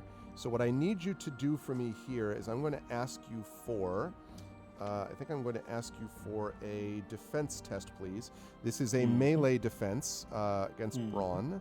So I will need you to do this, and we're going to see what damage is affected, or how much you're affected by this damage. Probably going to get hit by something, but we'll see. So a melee defense test. So that would be 3d6 plus my brawn, yes? Yes. Excellent. I also get a +2 on melee defense tests. Okay. That is a... Oh, wow. That is a 26 and a double 6. That's pretty damn good. That feels good. Okay, like plus a double 6. That is a great success. The great success. So you take no damage. I like the image of how you're able to take no damage from this thing as it's roaring you back and forth. What do you do, Lump, to keep from being obliterated by this thing? Can you give me a quick rundown? How is it thrashing around? Is it arms and legs everywhere and mouth sort of like gnashing away? Or? But basically the teeth are like 2 inches from your face. The claws are like trying to rake across your back. Like it basically was trying to do this and just like rip you apart by the spine. Okay, excellent stuff. So yeah. If it's thematically all right, I think it swings at me, misses, and flips onto its side, at which point I slide onto its back and just wrap my arms and legs around it, and it thrashes around at me like a backpack. Seems like a good idea. Okay. Yeah. I so think it's going mental at me, and you just see Lump being worn like a rucksack. Okay. All right. Good stuff. That was just your defense test. You will now actually get a chance to move in a minute. Regina, I assume after having done this, you get well away from its claws, like and stuff like that, as it's like flailing about or trying to. Well, not well away, just far enough. Far enough away. Okay. I also would like to shout, "I saved the day!" Great, thanks. It echoes. You did great. You're like holding on him. Okay, you made him really mad. You have arrived right now. You can see that it is on its side, that Lump has it wrapped up. And I think you probably saw Regina dropping the thing into its mouth. So you see that it was in there. It obviously hasn't affected it yet because it just happened. But what would you like to do, Huddle? Right. Is it still thrashing around? And... Oh, yeah. Oh, dear. Okay. It's mega mad. Mega mad. Well, first off, Quaddle's going to be like, "Hey, fella! Fancy seeing you here!" And then he's going to... Shocked. He's gonna kind of like find his opening to cast to the high five or otherwise to Lump and cast Cloak of Shadows. I've also Knew just that was realised that speed can be done on any target that I can see. So we didn't actually need to high five Okay. with, It was a good twist. But we did. That was good. That was good. Yeah. but we absolutely. didn't need to really. Yeah. But it was good, so we did it. Okay, so you're able to summon darkness, so it makes you or another character, specifically Lump in this case, difficult to see. So any damage will be taken will be halved until the start of your next turn. Okay, so you do that. That's actually a free action, Hweddle. So you wouldn't necessarily be able to do another spell, but you could... I mean, I guess you don't want to attack it. That's kind of missing the point. But you could do something else if you wanted leading up to this. I'd do a quick look around and see if I can see the talisman, like if it's still hanging around this creature's neck or something. Yes. Let me have you make a notice check for me, please. If you have a focus in sight, then you can use that. Otherwise, do you have the notice skill? You do not? Okay. 3d6 then. Excellent. Are you ready for your dark fate? I'm prepared. Ah, Thank you. He That means built his anytime. threat. No. Yeah. You were like, now the good news is, believe it or not, it is on a dark fate. Yeah, you don't really see anything, but there's a lot going on. I mean, it's probably not that big a talisman, and also there are a few lights and torches around, but it's not easy to see. Although this creature's white fur does reflect the light. Yeah, you do not see anything immediately. So that is going to lead us, assuming Hweddle is going to then sort of step back a bit from Lump and the rolling around creature. Is that accurate, Hweddle? That you would not stay right near them, but you would back off a couple steps? yeah, after casting the spell. Okay. So that is Regina, that is Hweddle. That brings us to, I think, Lump and then Reginald last. So Lump... Oh, sure. Do I not need to roll for the spell cast? Or... For Cloak of Shadows? Oh, that's right. I don't think I ever had you... Oh, yeah, you I do? just assumed it. Yeah, I did. My bad. Whoops. I had you do this for the notice check. My fault. Sorry. We will do that now. So, yeah, let me have you then. Let me have you cast your spell. So... Let me have you make your test. Yep. And it's against static like difficulty 11, I believe, right? Yeah. Yeah. So that's +2 plus my resolve. Yay! I got myself a light fate. Light fate. So the Cloak of Shadows did work, in fact. I knew that all along. I just, right. Okay. So, yes, sorry. So it did that. You backed off. You did the notice. Sorry about that. Okay. So now having done that, now we can move on to Lump. Lump, you may be able to feel the thrashing of this thing starting to weaken a little bit. I But love it is still thrashing. the impression of Hweddle just walking into the fray as I'm trying to kind of subdue this massive creature, and just Jimbro slapping me on the backside and being like, "Go get him, tiger!" And then just a cloud of shadow envelops me. Oh. That's how that just played out in my head. Yeah, absolutely. I am going to try and put an arm around, basically choke the creature out, try and make it lose consciousness. Okay. Let's see. How do I play that out? Because I'm kind of on its side / back at the minute, and it's on its side, so I'm kind of in like almost a sleeper position. So if I can reach around its neck, I'll try and just sort of reach around its neck and hopefully make it lose consciousness or stop thrashing quicker. So I think what I'm going to have you do for this then is... I can drop my light feet. I'm going to have you do then a melee, I think, attack on this. Okay. But the melee attack is going to be... the melee attack here is going to be using... I think like the equivalent of an improvised weapon, kind of like what what Regina was doing before with throwing the bottle. That's fair. Yeah, because I'm not like punching it or slapping it or using my actual hands to do anything. I'm more sort of wrapping my arms around it all the time. And I need to check out later on and see if there's a specific subdue thing. I don't think there is, though. I don't think there was that. I was just looking for that while you were doing the other turns. I can't specifically see one, but looking for something in the heat of the moment is different than sitting and studying it. So yeah, perhaps Tinker, if you could just take apart. Okay. Well, I have Tinker take apart. I'll take apart your ability to I take apart your larynx. Take apart your conscious mind. Okay. So right. So let's have you do then brawn, but I'm not going to give you. You're not going to have a focus in this. So it's just going to be 3d6. Sorry. Plus brawn. 3d6 plus brawn. Yeah. It is a 15 and a double 3.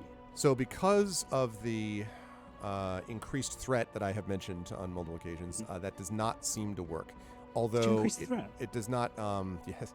Although it does not actually reduce. It doesn't get any damage back on you. Mechanically, it's because it's already attacked this turn. Actually, narratively, it's because it seems to be weakening. So it does not hit you. So I assume you're staying wrapped around it. Oh yes, yeah, I'm not moving. Okay. If I move, I'm wave its claws. Reginald, that means you're up. So you can see this creature and you see everything that I've described at this point. I'm going to move up to the group at my full speed of 11. Okay. Probably going to try and keep the lump pack between myself and the Redeemers. Right, because the Redeemers, I was going to say, as you go through, the Redeemers are like, now they were ordered to let you through, but as they back away, they're just kind of like staring at you. You don't know whether you would classify it as hate, more like shock. Like, why, Fenna being like, let him through, and being like, what? So they're just staring at this creature they've been raised to destroy and to, abhor, and they're just sort of watching as you stand next to the body. Mm-hmm. With a little dog in his arms. Yes, I've got with the little dog. That's why they don't arm. attack, because the dog, really, yeah. People with dogs are welcome anywhere, except shops, apparently, for some reason. But anyway, I will actually look around to see if I can spot the talisman anywhere. Okay, go ahead and give me a notice test if you have a focus in sight. You know damn well I have a focus in smell. Sorry, you cannot smell out the talisman, I'm afraid to say. I might be able to. One day. That's only going to work once. Would you say we are currently not in a settlement, underground, or in a desert? Is that statement true? We are not in a settlement, yes. Yes. So I get a bonus die for my test. Okay. Because of my green wise talent. Okay. Okay. So notice, that's going to be a 5. No, you can have only one bonus die on the test. I was like, oh, maybe we should make this 5, but no, I think you only get 1 from bonuses. Okay. Wow. Wowzers. It's one of those awkward rolls. Yes. I'll drop one of the 3s. Okay. Well, wait. Am I confused? Why would you not drop the 2? Oh, because it's the Kismet. The 2's the Kismet. Right. So... Yeah, got it. Okay, so 16 is that what I'm looking at? Yeah, I'm just quickly double checking Light Fate because I didn't actually use one for that roll. Before you make a test, after you roll for a test. Okay, well I can only do it if it's a success. Okay. So I can only re-roll if it's a success. So it is a success. Okay. You do see in one, basically actually lying on the ground, not that far from the creature from where the fight is. You can actually see lying kind of glittering in the torchlight underneath, sort of like right to the side of this backpack that has been dropped to the ground. You can see this gold and maybe silverish, can't quite tell, but a gold or something glinting, and you think you see the telltale sign of the triangle that often reflects what a talisman looks like. Okay, how far away is it? not far, maybe 10 feet from where the rest of the fight is happening. Okay, because I think I can move further, but that would count as my action then. Mm-hmm. So I'd like to move in that direction and put my foot on top of the talisman. Ah, okay. When you put your foot on top of the talisman, I will need you. Yeah. Oh dear. Let's see. At least I didn't taste it. That would have changed everything. Yet. Okay. I will need you to make, please, for me, a fortitude test, please. Fortitude. And this is really, the focal point here is endurance, if you have it. This is going to be a 3d6. Yeah, it's just going to be a plain 3d6. I do not have fortitude or endurance. Okay. Okay, then there you go. We don't need to talk about what it is. I was trying to decide, and I thought it would probably be resolve, but it doesn't matter because you don't have the skill anyway. So just 3d6. Okay, I will spend a light fate on this one to give me 4d6. Does that bring you to 0 life fate now? No, because I didn't actually re-roll a die on that one. Oh, I see. Okay, so Yeah. you're at 1 out of 8. Okay. It was good enough, the result, for, Yep. for what I wanted. I will drop the 3. Okay. So we're talking about a 13. Okay. All right. Yeah, So with- Doubles, if that affects it. on a 13, no, it doesn't. I need you to roll a 6-sided die for me, please. Uh-oh. Oh no. You are a toad. 2. Drum Okay. roll. This is amazing. Ribbit. Ribbit. You're Ribbit. there, and then you hear behind you, "Hee-haw!" and you turn around to see your follower has been transformed into a mule. I was so tempted to say it was Alette, to do the double twist. Like, God damn it. But I didn't. Which follower? It was the The other mule? follower, the mule thing. So you feel this surge of power, Reginald, when you put your foot on top of the talisman, and then this sort of boom, wave of force blows outward, and then you hear a hee-haw, and you see a mule, which is, I think it's fair to say, prancing around. At first you're kind of like, oh no, but then you can see that it's like, hee-haw, like if a mule could smile, that's what it would be doing, and then it goes cantering off, happily hee-hawing into the darkness. Hee-haw, hee-haw. I just look down at the dog under my arm and just go, I meant to do that. The Redeemers kind of like look over in that direction and then just sort of shake their head and return to the situation they're facing. Okay, Reginald, that was, I think, the end of that turn. As we get to the top of the next round, this creature sort of starts to, you can see its eyes, like the thrashing gets weaker and weaker, and you can, those of you who are not around wrapped with their arms around it can see its eyes starting to kind of flicker and, you know, and kind of like close and then just sort of stops. And Lump, there's a very strange experience that you have where you feel this furry thing below you moving, not thrashing, but moving, shifting. And after a moment, it's not hair that you're feeling anymore. Then it's just maybe bare skin. And then after a moment, more, and you can all see this creature sort of shrink and the fur disappear and the sort of face return, the fangs shorten, and the body returns to the body of a naked but clearly now normal and unconscious human. And Fenna sort of stares, and the Redeemers stare, and one says, "Saint Josephine be praised." And the Fenna sort of looks Regina. Fenna kind of looks over at you Regina. for a minute. And then one of the other Redeemers draws his sword and comes up to Reginald and says, "Sister Fenna, this one must be destroyed. You know the law." And Fenna sort of glares at him, still kind of looking up, and she says, "There's time enough for that in a minute, Trinus. Drop your sword." "This is the law," he says. And there's this moment where she stands up and she says, The law is presented to us by Saint Josephine. It is something which is designed to guide our actions. Would you kill a creature in cold blood that saved your leader? that turned him back to the side of light? Is your blasphemy enough to manage what will happen when you have killed this creature?" And Trennis's sword kind of wavers a little bit, and she says, "I do not wish for more killing to happen among us today. If Cord were awake, perhaps he would direct you differently. But I am the leader. Drop your sword." And there's a moment of kind of like tension between the two of them, and then he very reluctantly kind of lowers his sword and sheathes it and sort of stalks away with his arms folded, staring out at the dark countryside. The other Redeemer has immediately come over to help Fenna as she's tending to Cord. And Lump, you now at this point could like release if you want. Like it's not moving at this point. I just carry on choking. I'm joking.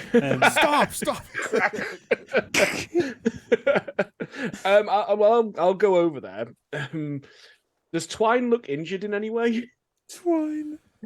Wait a minute. Twine? Is that the Yeah, cord. Is that String. Cord. Rope. Cord? Oh, god damn it. I was just like, what? There's like a NPC I forgot. I was like, the mule ran away. What are you talking about? He does look injured, yes. He does not look in any like mortal danger. But he looks definitely hurt, scores across his body. And this just expression of what was hatred, but you can see now is sort of crossed away. He's rather handsome, actually, you can see, and perhaps at a time before the kind of creed which drove him hardened him. He might have been someone who could have been seen as friendly. But, of course, right now he's simply lying unconscious. So he definitely does look hurt, but not, like, at death's door. Mm-hmm. Okay, I don't need to help him then. Okay. I just release him, and there's a shocked look on Lump's face as Lump stands up, just staring at Cord. I sidle over to Chweddle.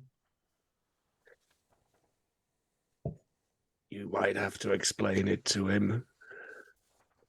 Didn't I explain the last awkward thing to Lump? I'm pretty sure it's your turn. Yeah, Quadd'll go over to Lump and give him a little conciliatory butt pat. We weren't sure if we should tell you. You all right, Lump? This beast, man, last beast. Lump looks off into the distance, and they just says nothing. He's just looking at his hands and then looking off into the distance. Quaddle just keeps giving him some little butt pats. He doesn't know what to say. You were defending. It happened fast. We only found out afterwards. And I would have also gotten it.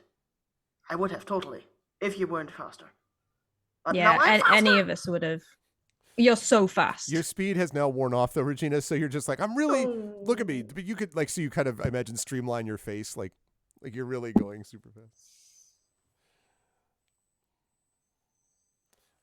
Fenna Lump just looks at Cord. This bad man. Yep. Well. Fenna says he's not bad. He's a man. Can I try to open his mouth to see if the rest of the bottle, maybe with another portion is in there? Maybe like he didn't bite down. Potion bottle. It's like pieces of glass, just. Yeah, I wonder. Either the bottle broke, then we should open the mouth and check, or the bottle didn't break, and then we can maybe get the bottle with the best in it. The Redeemers are just like, and he was so handsome too. Oh, such a shame. He'll never speak again. To shreds, you say? Oh my goodness. Oh no! I would like to open his mouth. If needed, I take my spear as a lever. Okay. He now has a normal human mouth, so Fenna kind of gives you this horrified look as you come up with your spear. She's like, "What are you doing?" I'm not a doctor, and I'll try to open the mouth. Don't use a spear. And she kind of like sort of pats you away. It's like, what are you doing? You want to look in his mouth? Why? I threw something into his mouth, and I would just want to check on I want it back. him. And she kind of like stares at you, and then says, It was a gift. I want it back. Leave your spear behind. No, what? You're not touching Where? his mouth with the spear. And then you open his mouth. And she kind of says, and she kind of sort of like staring at you, leans down and gingerly kind of opens. And what is in there? Well, there's definitely blood, but you can't tell what the blood's from because it could easily have been the blood of other people that were just, clawed into. You don't see any broken glass. You also don't see a conveniently sized, for your convenience, pocket potion bottle left over. Check his pockets. I think he's naked, isn't he? Yes. That means he has one pocket. I Got there didn't before put me. it there. Listen, this is a different Talisman Adventures. This is not an adventure I expected. That. You Okay, saying I didn't sign up for this? We should maybe clean his mouth with a little bit of water, I say, Fenna, because if the blood gets like thick in his mouth, it's not good for him. And she says, well, yes. And she kind of looks at you doubtfully, and then she sort of turns I'm not him a doctor. over, kind of turns him over back into his back. And he's like, and she tries to rinse out and then turns him on his side so that he doesn't choke on the water. And, he is So, glass? breathing sort of shallowly, but is breathing. Does glass fall out or something? There's a couple of little pieces, yes. Oh, gosh darn it. So, you see that glass falling out there?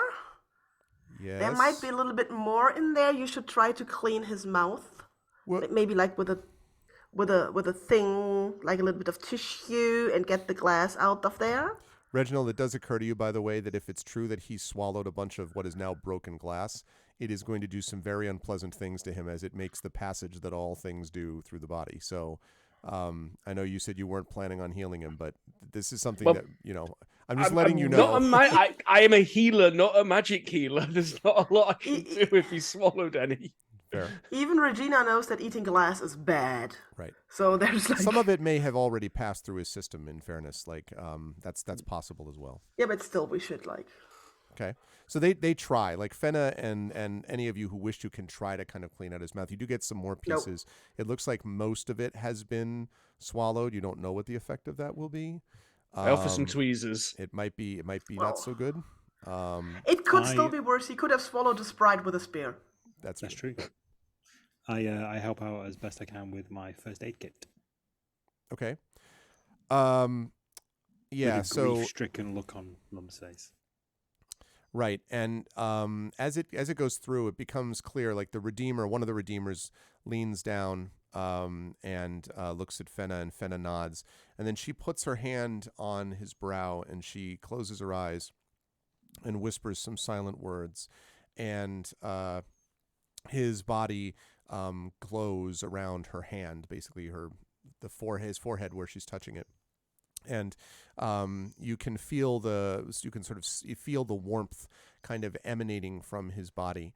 And then she stops, and his breathing seems to have gotten a little more regular and deeper. And she says, "This is probably not enough. We need to bring him. Perhaps our people can help, but we'll have to do that by getting to him as fast as we can."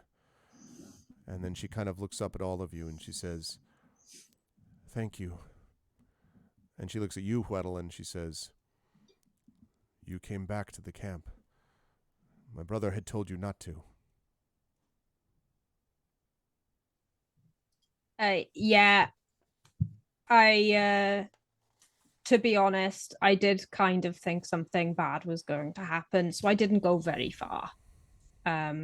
I'm just sorry I wasn't here to, protect and help so many of your friends who sadly suffered the fate of this terrible transformation. And the one who was standing outside... Oh, go ahead. I'm sorry. Go ahead, Richard. I was going to say, at that, Reginald actually, like he's just forgotten something, stands bolt upright, goes, "I must perform the rites," and hurries away. Okay. Is he not standing on the talisman and keeping it out? It's true. You were. Are you? Well, touching the talisman caused a thing to happen.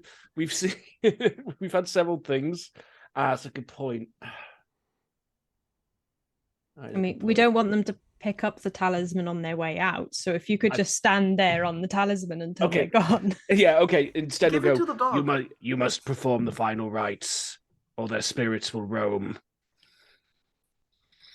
Oh, what's the final rites? I've never done a final rites. You gonna walk us through it? It's nothing special. I'm sure and he gestures at the Redeemers because he doesn't know the names. He's like, I'm sure they have their own traditions, but they would need to follow them, or the souls may become restless and tethered. Yeah. Oh, just so you know, one of your guys landed just down there. He flew right at us. And but Fenna If you want, I can get him for you.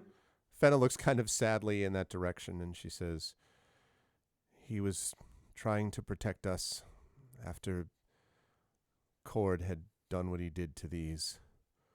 And the man who's been standing, the Redeemer who's been standing facing outward, says, you see without looking back. You can see the evil of this thing, Fenna. Is it not obvious? This thing must be destroyed, exactly as we said. To leave this thing right now would be blasphemy and heresy. You must. Removing. And he kind of like, you're moving? Sorry, go ahead, Reginald. No, removing it from Sepulchre was the evil act that disturbed the balance. The brightest light casts the darkest shadows. And he rounds on you and says, silence, ghoul. It is only because of my faith and my respect for Fenna that you are not dead or destroyed or brought back to whatever foul on life has read you. And Fenna like sort of holds a trembling hand up, and you all know the drill about someone who is livid is a term that sometimes people don't understand. They're like, oh, that means mad, right? Livid literally means that your face has gone white because you're so angry. So that's what this looks like. And Fenna is just like, if you say one word more, Terrace, I will strike you down myself, St. Josephine or not. And so Terrace is like, just glares at her, and then he says, you have done blasphemy. You are an apostate, and the Redeemers will hear of it. And he marches away. And the other Redeemer, who is a woman, shakes her head, and she comes to Fenna and she says, what would you have me do? And Fenna says, nothing. Let Tennis do what he believes is right. But I will not have him profane someone who has done obvious good here. And the Redeemer nods. It's a sad remnant of what is left. Fenna and Cord injured, and this Redeemer a little hurt, and then everybody else dead or gone. And Fenna sort of looks at you and says, Reginald, and says, you think it is this charm, this talisman here, that has done all this? The talisman tethered evil and lost energies to Sepulchre, preventing it from tainting surrounding regions. Sepulchre helps contain and has done for many generations. The ghouls know and have adapted to deal with the energies of the talisman and how to properly dispose of corpses so that their spirits may pass beyond and help maintain the balance of nature and good and evil, light and dark. And Fenna sort of shakes her head slowly and says, I have been taught since childhood that darkness is an evil. St. Josephine teaches us that death is to be avoided and evil and darkness to be challenged. Yet you would have me give you this to return and bring back this evil thing to the darkness. She's not even looking at you now. She's looking down at her brother's face. Death is natural. Do you seek to stop the fox from preying on the squirrel, or the eagle from preying on the rabbit? All that are mortal are fated to die. And then it is the role of people like me to ensure that their spirits continue their journey into a new life while the mortal shell is stored. And she kind of Like a whole range of emotions is playing over her face. And the other Redeemer who's next to her says quietly, Fenna, you know what Cord would say. And Fenna, looking down, says, I think it is possible Cord will not say anything again. What have his words meant for us? Or for this party? We have been cursed since we received this thing. And the Redeemer opens her mouth and closes it again and sort of shrugs.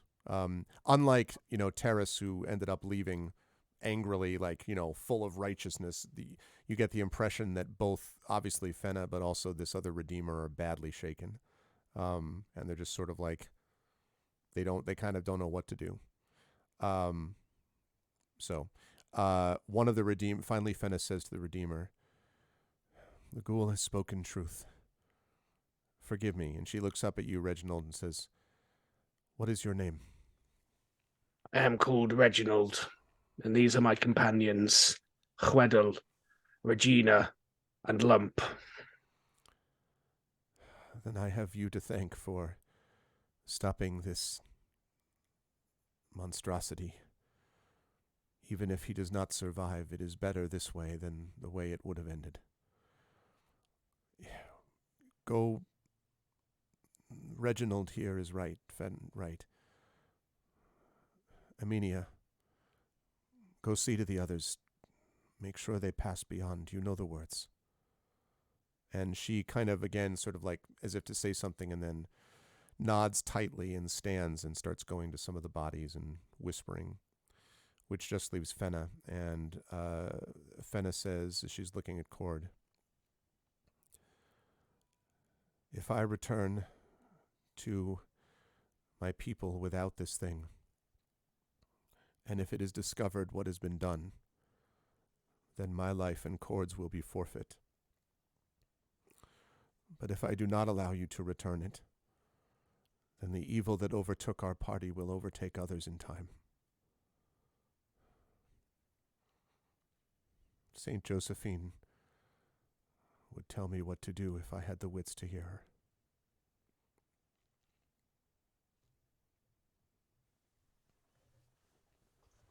Reginald's actually looking around at the party at this point because it's getting a bit out of his depth. He needs someone with Yeah, a I bit- think we're all with a bit waiting more for of a Lump to personal say touch. something a bit. Honestly, We- Lump is literally on his knees, sat next to Cord, just staring off into the distance.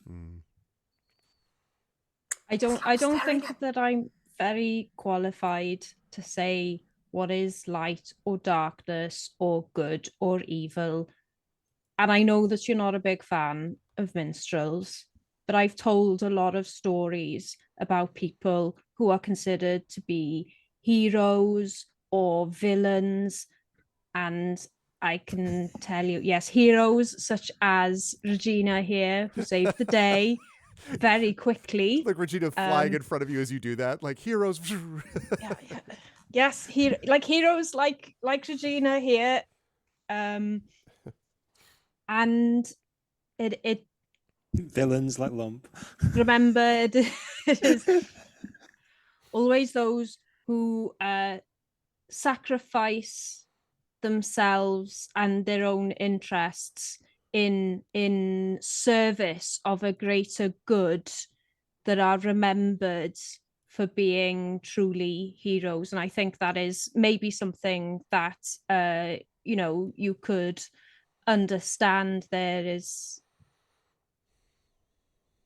self-sacrifice, it's not great, and I think being able to be recognized by your people for your heroic deeds, yes, Regina, yes, we recognize your heroic deeds, would be really lovely for you. But I think you already know what the truly good and light deed is to do here.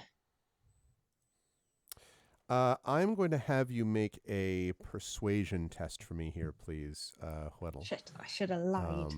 So No, I've got persuasion. Sorry.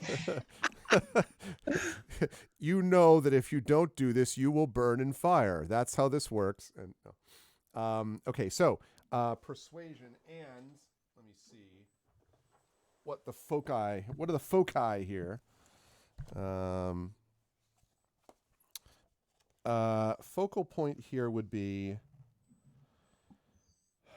I feel like this is negotiation. You're obviously not this, so you can do that. So that's skill plus aspect plus 2. Excellent. And because I have the charming words special ability, I can use my resolve instead of insight for persuasion checks. Okay.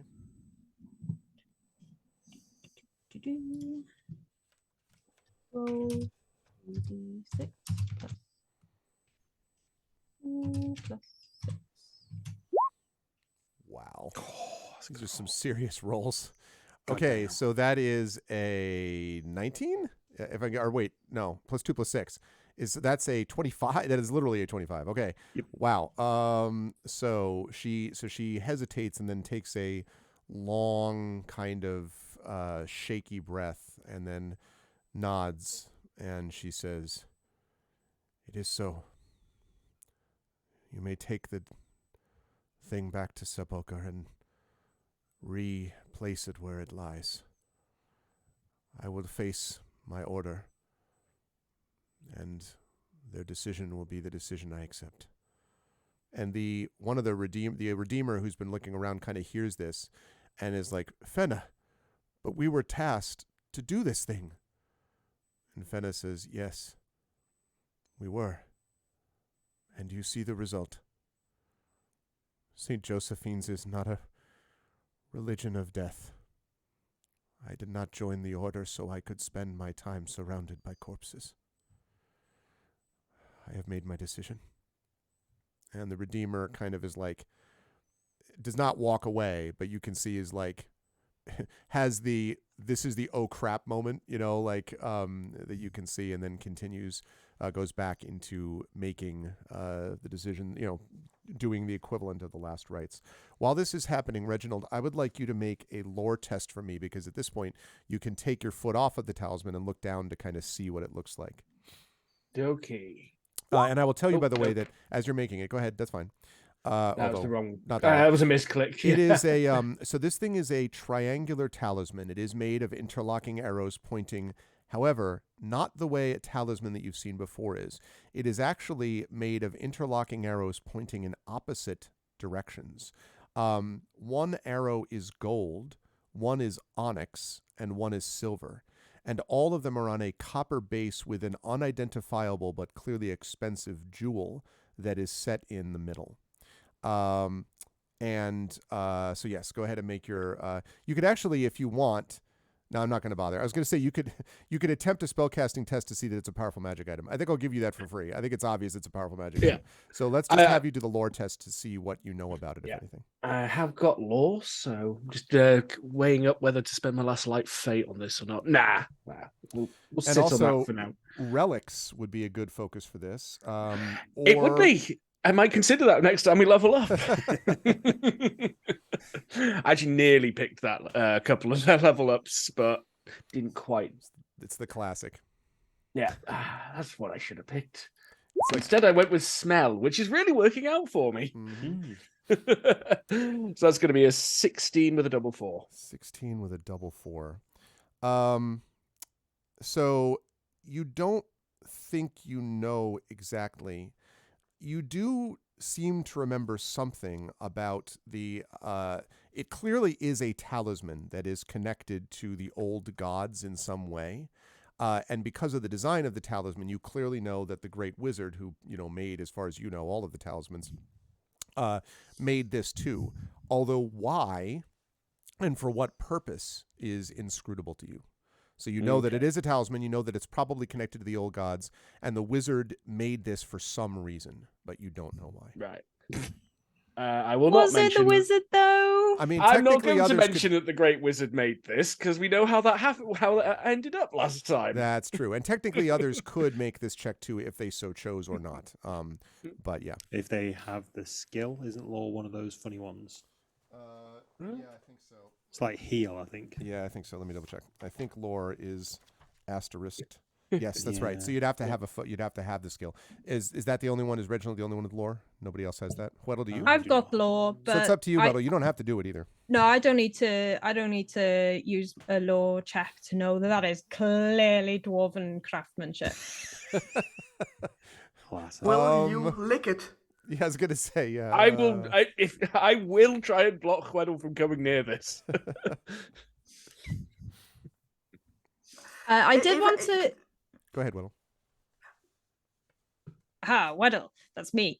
Yeah, I did want to make a law check, but I actually wanted to make one about anything that I know about the Saint Josephine Order. I just want like something that I can give or words that I can say that someone from the Order of Josephine would be comforted by, something for Fenna. Okay. Sure. I will ask that then. This is, I think, religion is a focal point, if I'm not mistaken. It's all right. I haven't got a focus anyway. We'll just go with the plain old. No, it would be history. But in any case, okay. Yeah, so then but you do have the skill of lore. So 3d6 Yeah. plus, and this would obviously be wits. Wits is my worst one. 16. So you know some of these things. I don't remember if it was Reginald who successfully thought of the last session who found out about the order. I don't remember if it was Reginald or if it was you, Huddle, but in any case, you do know that the order, the Order of Saint Josephine was a sect at the chapel that was called the Order of Saint Josephine, that were a very powerful group dedicated to destroying all that was dark or evil or in service to the nether realm.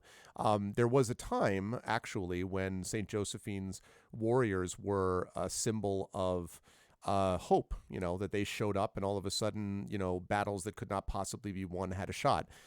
People who had given up and felt that there was no reason to live life anymore felt that there was.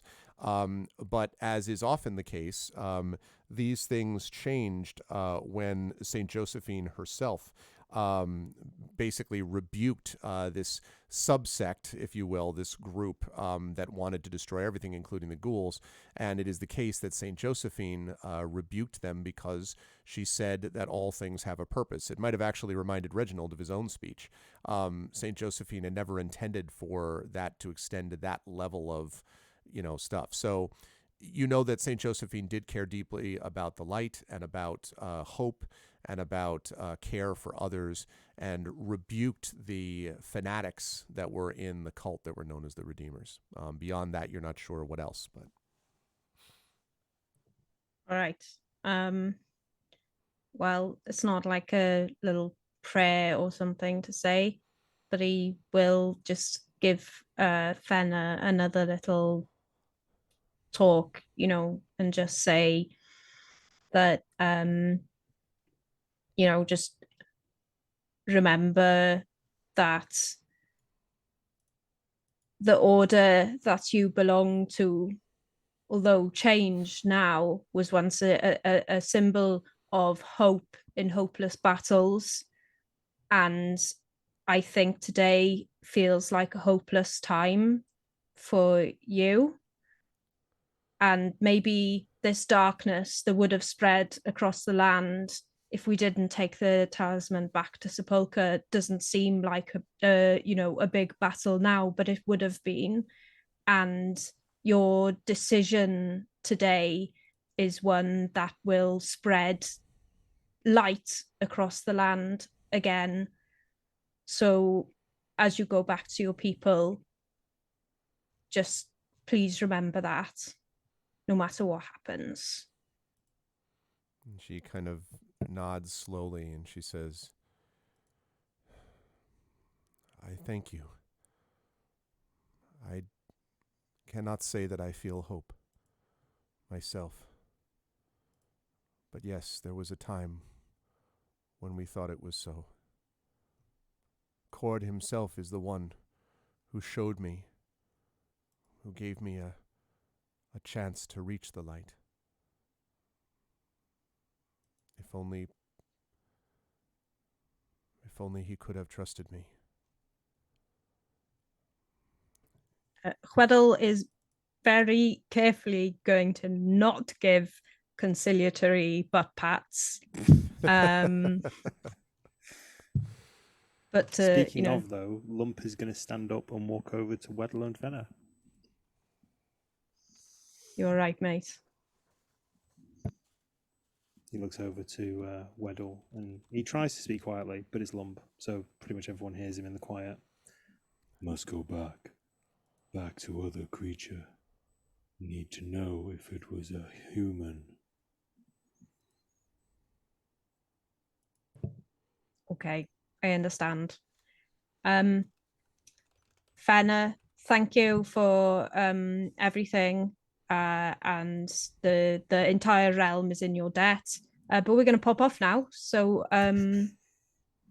catch you again, maybe. And she, No other character I know could get away with saying that to someone. That's amazing.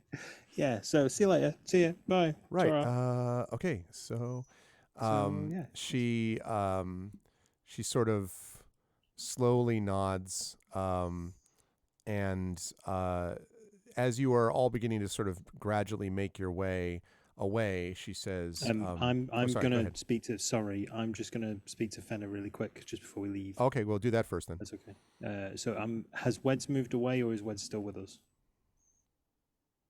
I was about to move away. I can give you a moment. If you were moving away, I'll turn to Fenner and sort of go. Cord, large beast.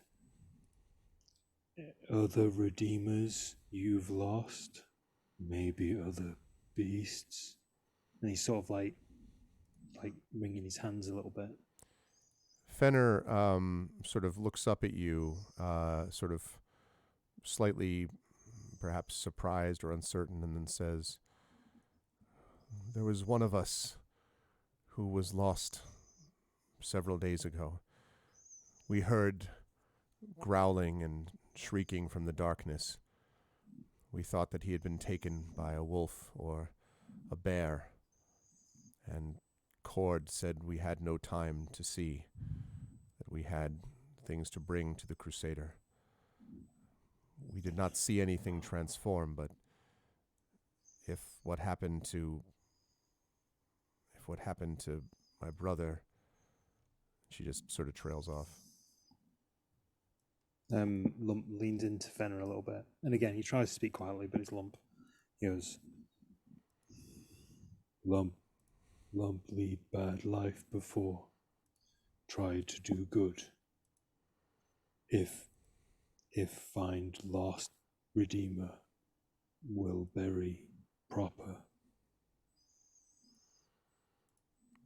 And she kind of looks up at you as if for the first time, sort of her eyes focusing on you, and she nods slowly, and she says in an almost gentle voice, my brother made mistakes too. We must all learn from them. I am not angry. And then you can see sort of tears welling up, and she kind of, looks away. So Lump's just about to leave, and he sort of turns back for a second and goes, can leave bad life. Fenner could leave. Lump left bad life. Lump, not Lump's name. Past Lump died, and Lump left. Fenner could leave, if going back means death. Not trapped. And he puts his hand on Fenner's shoulder. He goes, you're not trapped.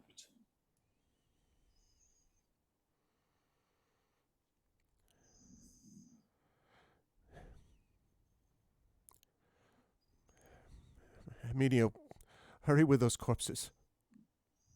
And she stands and sort of doesn't look at you and, walks away. Just very slight nod, and I walk away. Good moment to pause for a second and welcome everybody to episode 366 of Pen and Pixels. You are watching Talisman Adventures with the exceptional GOG crew of Pyron J, Darksaber 2K, Peripheral Mike, and Undeveloped Bruce. If you like what you see, please follow the channel. Please follow all of these wonderful role players and their work, and please also support Pegasus Spiele, which is sponsoring us in this campaign. Okay, so give me a minute to get out of character here. Just a second. I'll just be a minute. Don't blame me. Right. Okay, I'm all good. So let's get back to what happens next. The party then. So I assume now that you've done this, they will allow you to go. You tell me. I know that Lump, you wanted to see about that other person. Also, sorry, Chad, I had to make an adjustment to a map, which may or may not be used in just a moment. Actually, I just realized I need to fix something else in the map. But you tell me, Lump, because you wanted to stop at that other place, right? Lump's not going anywhere else other than going to find that body. Right, that's back in the same direction anyway. Yeah. So, so like, if the others were going to go somewhere else, he'd still go to this body. There's like he sort of feels like he's leading the way, if that makes sense. Mm-hmm. That's up to the party. Yeah, so I assume we're all going back in that direction, but I'm going to leave it open to everyone. That's where Lump is going to go. Reginald's definitely going with him. I don't think any of us would leave Lump alone right now. Oh. Sorry, Regina, are you going to say, I'm going away? No, I'm following. I wouldn't even find the way. Regina's halfway to the nearest pub going, what? I would be completely lost in the wild. Regina checking her phone to see if social media got her But hero work done. Did you get your blue tick? Is Reginald like putting the talisman into a pocket or something? Because I want to check it out. Kind of been pondering that issue because I stood on it and something happened.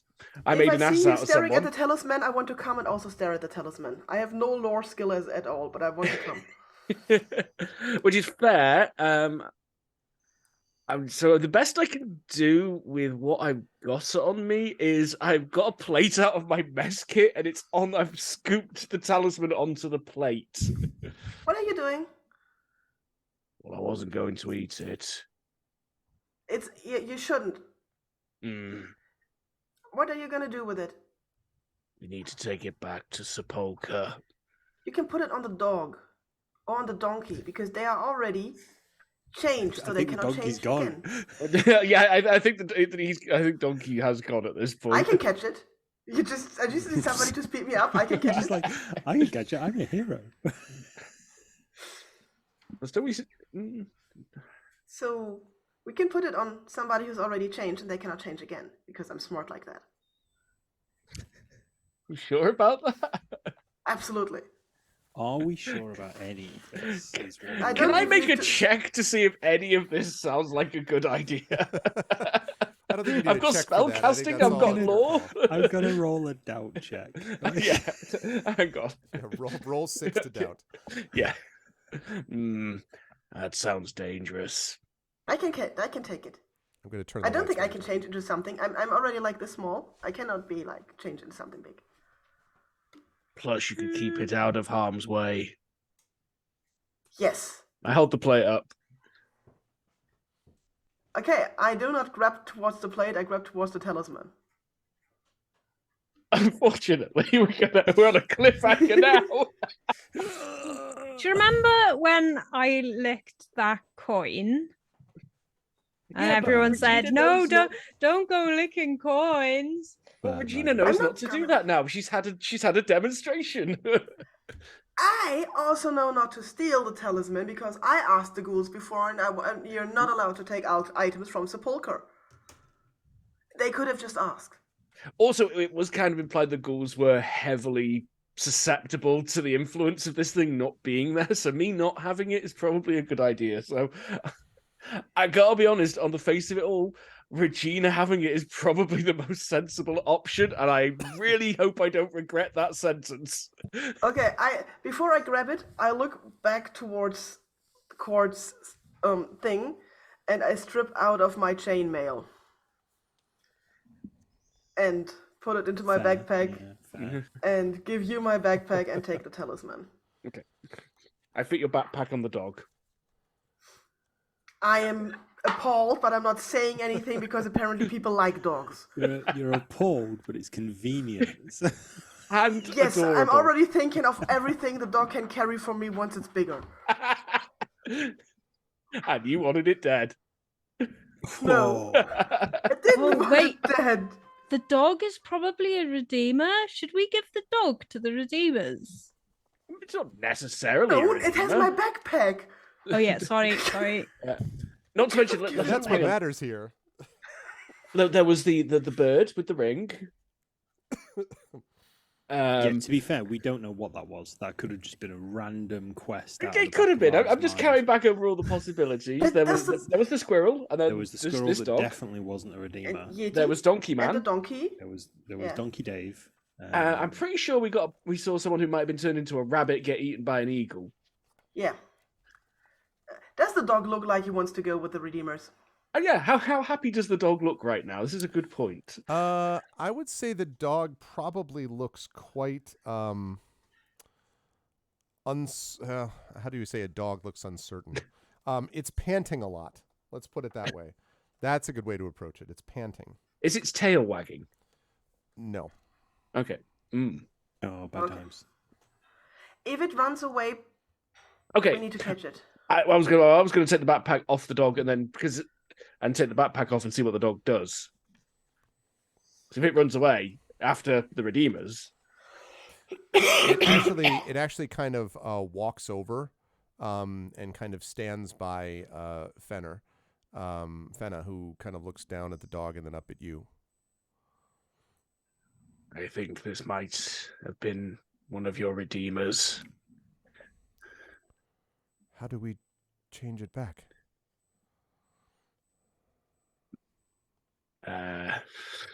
Sometimes they just change back after a time when they're away from the talisman. And if Sometimes. not, he's very cute. Can't remember if the ghouls said returning the talisman would definitely reverse the effects or not. I mean, it sounds pretty like solid adventure logic. As long as I sound confident. Yeah. as confident as Reginald's Okay. monotone can sound. Yeah, Fenner seems to accept that, and the dog kind of wags its tail as you depart. Sorry, Quaddle. That's right. All of this is to get Boots back, so it's all good. Hashtag Well, save hang on a boots. second. Did they not only say that there was one other redeemer that had gone missing? Several. They Oh, did say several. No, there you- were. They made there were a couple. There was, although one of them may have been a long time before, Right. and then there was the one Yeah. that got obliterated apparently. Ah, got it. Didn't Lump specifically ask if any had turned into one of those? Right, I exactly, did. and there Yeah, was one. Yeah, he did. You're right. Okay. Okay, so I take the talisman. all right, we're going to talk about the implication of that in a little bit. Nothing happens immediately, Regina. Lump, when you come back across, because you're leading everyone, you do find the human bones, although I think some of those bones were captured, were like acquired or placed somewhere. I think they were organized, if I'm remembering this correctly. They were until we realized what Oh, we were. you stopped, right? And There was then a I hastily kind destroyed archaeological pit. not destroyed. The bones were jumbled afterwards once we Towards realized that, what the jigsaw was. It's true. So you do come across the, it hasn't been all that long, maybe an hour or two. So you come across the bones of this thing. Out of interest, now we're out of combat. How many hours has it been? So since Sepulchre, probably 12 to 14. But since no, I take that back. That's way too long. Sorry, More specific- like 7 to 8. But just to get here, probably maybe 45 minutes to walk back Okay. from the camp to here. Okay. I would say. It's just Yeah. I heal every hour, so Oh, okay. um, Hey, Kilgore. Right. So that means you've had maybe like We could say like an hour. So you've probably had an hour. So that means you're up to what? 14? How many points do you? No, it's just 1d6. I will roll 1d6 now while Okay. I'm trying to get my brain into character. Sounds good. 1d6, so an extra 3 points. So Gotcha. that So brings me 15 out of 30 now? Yeah, I believe so. Gotcha. Okay. Oh, this is not going to be fun RP, but it's going to be good RP. You're under no obligation, by the way, just for the sake of the RP if you're not up for it. No. It is a bit of Lump's character that I want to sort of flesh out a little bit. Okay. No pun intended. So Lump basically very silently starts looking at the remains. Is it nighttime or is it still daylight? It's nighttime. It's It's nighttime. probably now, I would say. It was moving into like sort of early evening because there were the torches and everything. So it's probably the moon is starting to rise. You'll probably be able to see over the landscape, but it would probably be 10:30, maybe 11 at Out night. here, there wouldn't be any light pollution, so we'd get No. quite a lot of moonlight if it's a clear night, A right? lot of stars too. Yeah. So there's a decent amount of natural light to see like the outlines of things. Yes. So with that, In fact, the bones gleam white in the moonlight. I'm going to start slowly picking up all of the remains. Anything I can, you see Lump gathering these remains into one place. And yeah, you just, at this point, you just see him start to pick up a bone, sort of look at it, examine it, realize it's actually much smaller than he remembers. And then he sort of takes it over to a clear bit and put it down, and then goes over and picks up a few more pieces and puts it down. And that carries on probably for about 15 minutes. I don't know if anybody does anything during that time. Reginald will assist him if he doesn't shoo him off, if Lump doesn't shoo Reginald off. As interestingly, you should say that as Reginald starts to gather the pieces, Lump, I say takes them off him. He doesn't. He sort of accepts them, and he goes, "Lump on own now. Not yet. Rights after. Okay." Okay, Lump. I'll be here when you're ready. And he just turns around and goes back to the pile of remains. I would probably say another 10 minutes goes by, and Lump has done a pretty efficient job of gathering what is the remains of a human skeleton.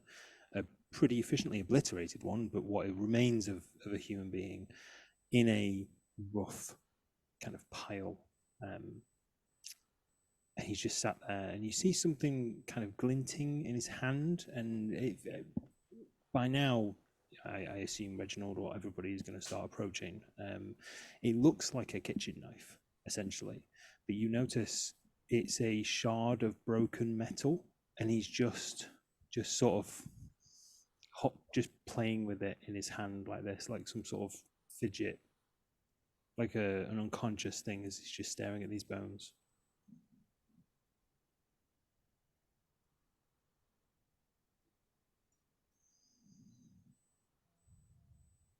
Reginald squats on the opposite side of the bones. Rights first, then bury, or bury, then rights? Usually they're buried first. It can go either way, though. Okay. Would you do rights while I dig? I will. Thank you. And Lump just puts this bit of metal away and goes a couple of feet to the side of this pile of bones and just starts digging with his hands. And yeah, that's for the next, at least the next few minutes, that's what he's doing. Reginald digs out a journal from his knapsack and rifles through it to some notes on some more devout human burial rites and prayers and words of sending, and begins to sort of just speak over the bones as Lump continues digging.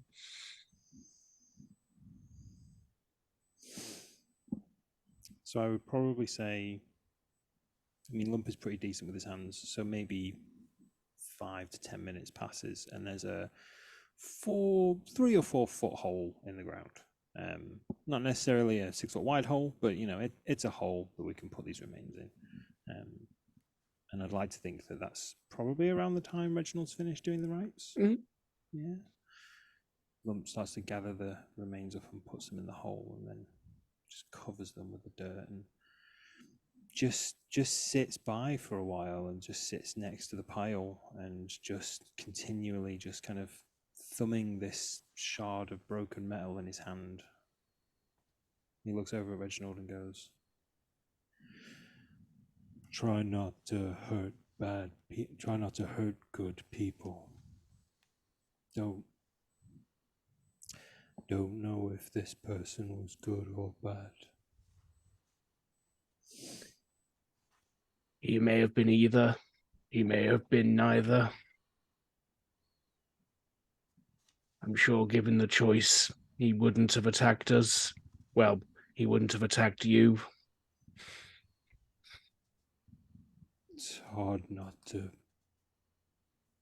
be the old me sometimes. Fighting feels good, but afterwards feel bad.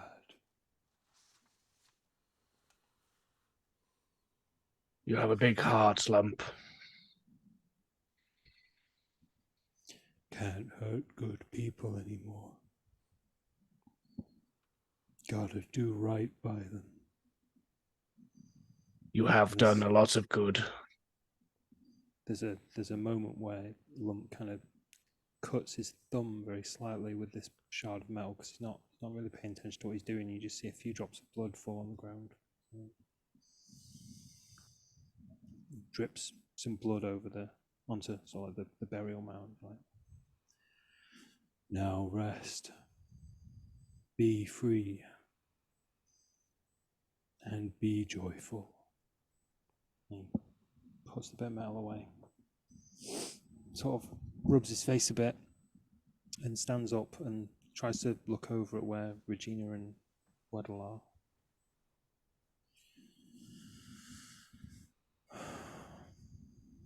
Take Talisman back. Come have a hug first. Come on, you big lump. And you, Mr. Reginald. And you, Regina. Everyone in. Come on. Let's all give. Let's all. Can't fight it. Wedge is a hugger. I imagine that, like, I'm hugging one leg and. Is Regina maintaining this horrified expression outside, looking at all this? Or Reginald's doing that awkward thing that you see in like sketches. I don't think we should. Where he's like, all I have observed how this works. Yeah, exactly. I have the talisman, and I'm keeping my distance because that is why I have the talisman. So we do not all touch the talisman. So I will not have you touch the talisman. So no touchy. It's all right. I'll touch him enough for both of us. Yes, you do that. You're my. I assign you my toucher. That's good. This episode's getting weird. Lump looks at Weddle and goes, "Great friend, thank you." Yeah, no worries. Whatever. Let's go. And Lump sort of strains himself back up and goes, "All right, take Talisman home." Yes. Reginald just puts his hand on Lump's arm, just looks in the eye and just goes, remember, this was not your fault. I attacked it too. And I would have attacked it if you weren't faster than me in that moment. And next time I'm going to protect you by being faster. I probably wouldn't have attacked it, but I would have, I would have stood behind you and, made you look all cool with all the darkness and sped her up and been just as, complicit in it, so. Lump looks at all three of you and goes, "You all good people. No, you all best people. Good hearts, bright lights. Lump not always bright light." And he takes out the piece of metal again. And he goes, "Past life. Lump's sword. This took many lives of good people. One day decided to leave bad life. Broke sword. No more blades. Try not to hurt good people, so don't want to hurt you with anything I do.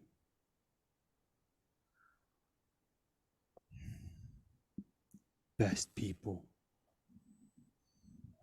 It doesn't matter if you stand in the light or if you stand in the dark. It matters which way you face.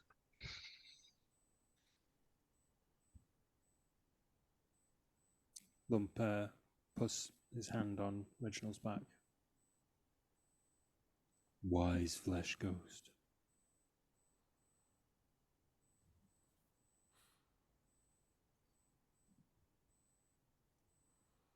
And then I think we would start making our way onwards. Okay. So, Long rest on the way? Yeah, that'd be fantastic. So just okay, yeah, you can do that. Although I won't tell you what to do. I just would remind you all of the effect that you saw that this thing had on the Redeemers over time. So, but that said, you can feel free to do as you like. If you want to take a long rest, you can. And you can do that whenever. Also, I don't know if you want. Yeah. It has been like a long journey without a long rest up to this point. It has, yeah. definitely. Is there anywhere? Could we find somewhere? Because I'm the guide at this point, aren't I? Right. If there, would I be able to find us somewhere to rest, like a cave? Theoretically, Because how far? It's a fair way back. It's about 6 hours if you move at top speed, and part of it is going to depend on the guide tests. If you have successful guide tests, you might actually cut down on that time because you might find shortcuts or things like that. Yeah, I can choose to take standard successes rather than roll. So because of the crags. Remember though, you're not going to be in the crags that long. You're going to be. It's just. Is it the crags? Or is it anywhere? Is it anywhere?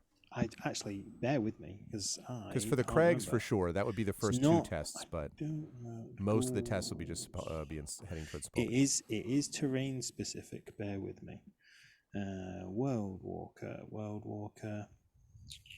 While you're in the hills and crags. Yeah. So anything hilly or craggy? Well, I suppose this is pretty hilly, so yes. So that I would say, you could do standard successes. Yeah, but once we start to get to like plains and stuff, like then I'd be kind of lost. Yeah, although you probably will be mostly in hills, honestly. Sepulchre's right on the edge of the hills leading up to the crags, so if you stick to the hills, you probably can get standard success. The only issue is that will not allow you to have your time. You know what I mean? Like you can continue to go standard time. And you won't have to worry about failures, but it also means that you won't speed it up at all. And you don't know what the effect of the shifting charm thing here, this talisman, is going to be. This is true. So, fellow party members, what do we want to do? Do we want to find someone to rest now and risk more time with this talisman in our possession? As someone who turned into a wooden doll last time, I'm quite happy to run all the way to Sepulchre double speed. Yep. I mean, that's fair enough. If it's a number of hours, I don't know how injured anybody else is, but I will probably heal pretty efficiently on the way back. I think it's pretty much just you who's bore the brunt of the damage this entire mission. That sounds standard. Regina is still in a pretty good mood after saving the day and is absolutely willing to now make time to Sepulchre. Because that is how heroes feel after an adventure. Mm-hmm. Yeah, and I should say, by the way, that not having rest will have an effect if you get to the end, like after Sepulcher, you're going to be pretty exhausted. Like if you didn't rest, Mhm. there would be effects, but I wouldn't say you're at that point yet. So if we but- get 2 Sepulcher and then rest, You could do that, or if like we or, could sort of like yeah. hand And we over don't know what the Talisman. situation in Sepulcher is getting back as well. Yeah, that's true. Yeah, Maybe we but could they get promised if we closer give to them the Sepulcher. talisman, we're allowed to loot. So let's go there. I'm pretty sure they said we have to go in a place to put it back. Okay, that sounds like a they? separate mission. Yes. This is the get the thing. We've still got the return Put it to thing whence back. it came. So Okay. Then we might actually have to rest. I see that. I would Yeah. I would say then get 2 Sepulcher and rest because now bear with me here. If we rest here and the talisman does freaky magic to us, we're in the wilderness with freaky magic happening to us, right? If this is a mood-based thing or a race-based thing or a time-based thing or a lunar phase-based thing, whatever ticks this thing off, right? Whatever. Or just a distance thing from Sepulcher. Whatever makes it- Saliva based. saliva-based, foot fungus-based, whatever, right? So let's get close to the embalming fluid, is what you So say. yeah, exactly. So we get closer to basically, get to where the embalming fluid is made, and then we're just like, Okay. oh, one of us became a pigeon. Sorry, could you glug glug? There you go, you fixed. There you go. Rather than be like, oh, great, now we've got a pigeon Don't wanna to be a carry pigeon. around instead of a troll, you know. And bandits, damn it. Arguably, a pigeon is much easier to carry around than a troll. So you're not. This is true, but far less effective in combat. Although it depends on the size of the pigeon, I guess. If I'm a troll-sized pigeon, Troll-sized then- pigeon. Oh god, Yeah. The that's Royce terrifying. Rasa thinks Regina slowly transforms into a happy bee. Yes, so I reckon get 2 Sepulcher, find somewhere to rest, Okay. preferably near where the embalming fluid's made. If we're happy and we know where to clap our hands, if we're happy and we No, don't clap want- your hands. You might set the talisman off. That's true. Dish, dish, donkeys. If we're happy with taking just standard successes, we'll get there in the normal amount of time. Mhm. But we can also roll to see if we get great successes. But obviously, we could then fail and get lost. So Yeah. I'm personally happy just taking the standard successes. But I want to see what the general feel is of the party. I mean, that sounds good to me. I mean, I can also take over as guide because I've got things that help with that myself. But you've got guaranteed standard success. It's guaranteed. Yeah. Yeah. Do we take the route of least resistance, but it's the standard Yeah. amount of time, or do we I'm more- gamble? Yeah, I'm more with gamble. essentially a magical WMD in our back pocket. yeah. Okay, cool. So are we going to go back to Sepulcher using standard successes? I think so. Excellent. Yeah. Yes. Okay. So, Let's go to the embalming fluid. Okay, so Game the Master, guide is who still we lump. appreciate very much. The guide is still lump then in this case. Yes. So as a result, what I'm going to have you do is I'm going to have you make an exploration roll here. So you're going to be making either lore or survival test. Oh, actually, no, you don't have to do this because you're standard success. Never mind. Yes, But I can just what I choose do to need you to extend do this. though, well, here's the thing. So I do need you to. Let me see if I'm doing that. Right, because it's always going to succeed. Right. Okay. So right. Yes. Therefore, in that case, what I need from Regina is I need you to roll 1d6, please, after about an hour. Okay. I will also roll 1d6 to heal as well. Okay. Because it's been about an hour. Okay. 1d6. God, this Plus game worse. nothing. So 17 now, Mike. Yeah. A 1. Okay. A 1. Yep. You can see it. Okay. It's there. Squirrel. I need you to roll then. Let's see. I need you to roll, please, a 1d6 for me. And I need you to subtract 1. So 1d6 minus 1, please, Regina. Can this thing actually do minus? Yes, it can. That's a 4. Okay. Pardon me, just looking at something quickly.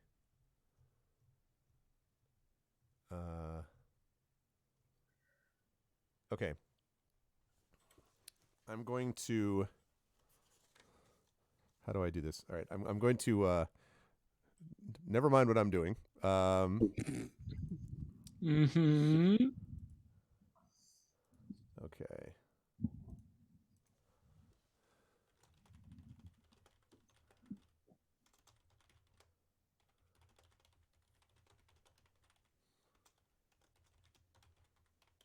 He just has to work out the wing speed velocity of a European swallow. I would be a horrible bird. I would just shit on people and stuff. When you throw things at them now, Yeah. I'm pretty sure if it came down to it and you had some poop available, you'd throw it at someone. Everybody has that So, line. Like, at I what don't. point would you I don't throw think I a would shirt throw at someone? poop. Everyone's got that line. If Regina turned into a bird, would she poop spears though? I handed my stuff to Reginald so it doesn't break. Should be a Spiro. I would encourage everyone to check if any messages exist. Please do not say whether you do or don't have any messages. Okay. Everything's fine. No problem here. How are you? I'm fine. So, yeah, and people can react however they want to react and do things however they want. Okay. As we're walking along, Chweddle's just thinking to himself, and it's something he's been thinking for a while, right? He turns to the group and he says, look, I don't mean to be funny, right? And I know that we're doing this for the greater good of, you know, the realm and all of these things, but I do want to remind everyone that I am actually out and about to try and get some, you know, a talisman to take back to the city and the scholars, the Dwarven scholars there, to try and prove that, you know, it's Dwarven work that created them rather than the great wizard. And every time now that we found a talisman, there's been some reason that I can't do that. And I get it, you know, big important reasons. Let's not let these wooden doll people die or whatever. So we have to destroy this talisman. And then we go and find another talisman. And it's like, oh, actually, we've got to take it back to Sepulchre. And I'm just wondering, you know, maybe the next time that we find a talisman, maybe I can take that, you know, back to my people to do the thing that I actually care about, and not just, you know, all the things that you all care about. And never mind what Chweddle wants or what Chweddle needs. It's never about Chweddle, is it? Never. Not even once. I so know how you feel. Because whenever I want to loot something, people are like, no, you're not allowed to. But I also know that all the talismans so far have been like so much trouble, and they've always been like humans would like bring more trouble. So, like, let's maybe I not don't do think this that we talisman. should have to care about any of that, to be honest. Like the I'm humans? sorry, I was one of them people who told you, oh, let's not loot, let's bad to grave rob. I was wrong. We should have just gone and looted those graves and taken a bunch of gold and weapons and jewelry and whatever we could take and just take back. Because at that point, it would have got me closer to my goal than, you know, what we're doing now. No offense, saving the realm, I get it, but you know, Can rob graves. I can rob graves, actually.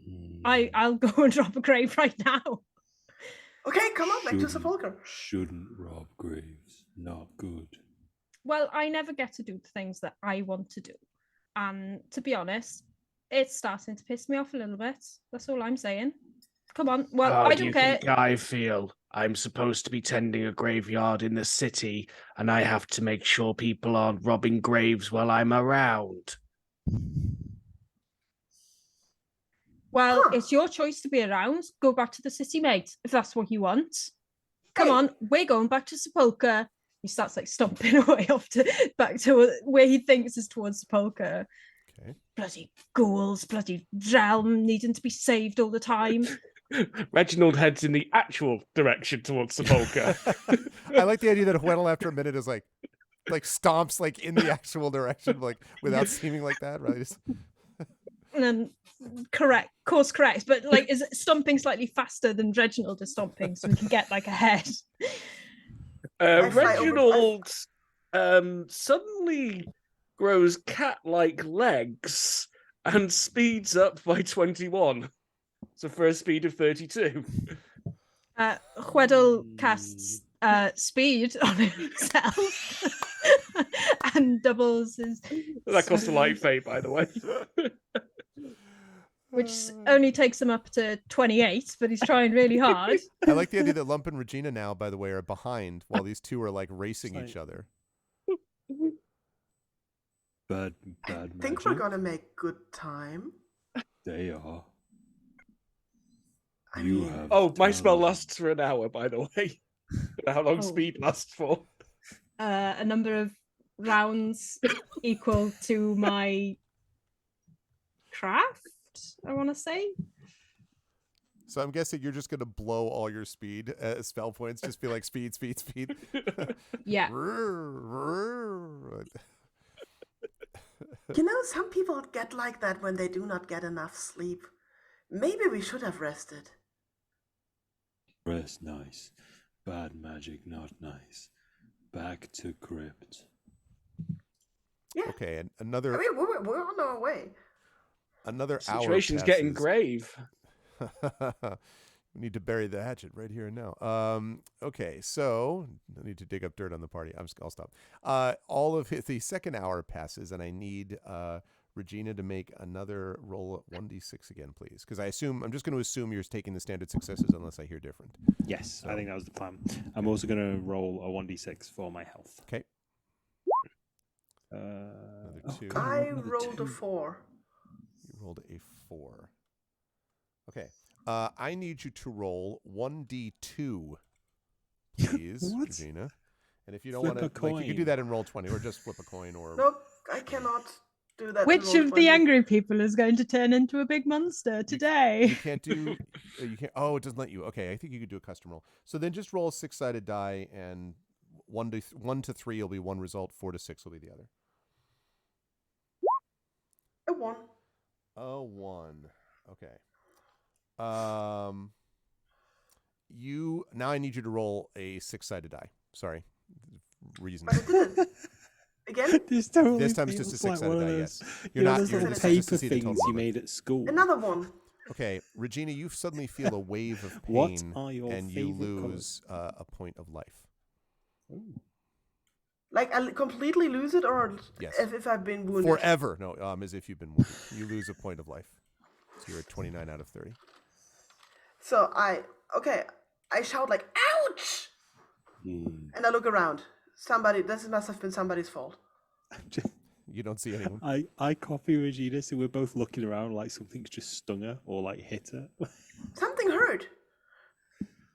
Weddle still No. like speed stomping away, like After Reginald. bloody elves going around spreading their little book of Well, truths. to be fair, if we're on the is it? second hour, it's probably worn off by now. Oh, You're yeah. like a league ahead. 0 spell points. Something hurt. Maybe it's because I'm not wearing my armor. I usually wear it. Maybe I like strain something for not wearing my armor. Can you strain something for not wearing something heavy? I look at Lump. Maybe when not using weapon, shoulders began to hurt, but Yeah. got better. Okay. Maybe so used to wearing armor. Yes. Okay. Can take rest if you want. And Lump sort We're of gonna pats lose his them. shoulder. No, I don't think, because I'm afraid that I'm gonna touch you with the talisman. That's right, bad magic. Yeah. And also, we really should like go after these two Yeah. and get them some sleep Mm. as soon as we're in Sepulchre, where the Wed's embalming fluid is. Wed's really tired. Gets very angry when tired. Yeah, but he wants to go grave robbing with me, so that's kind of nice and bonding and everything. Can rob grave when get back to Sepulchre. Yeah, because they said if we do this, then we will be allowed to take something. So it's like the good kind of grave robbing. Yeah. You're allowed to keep what you Right. find. Please stop calling it grave robbing.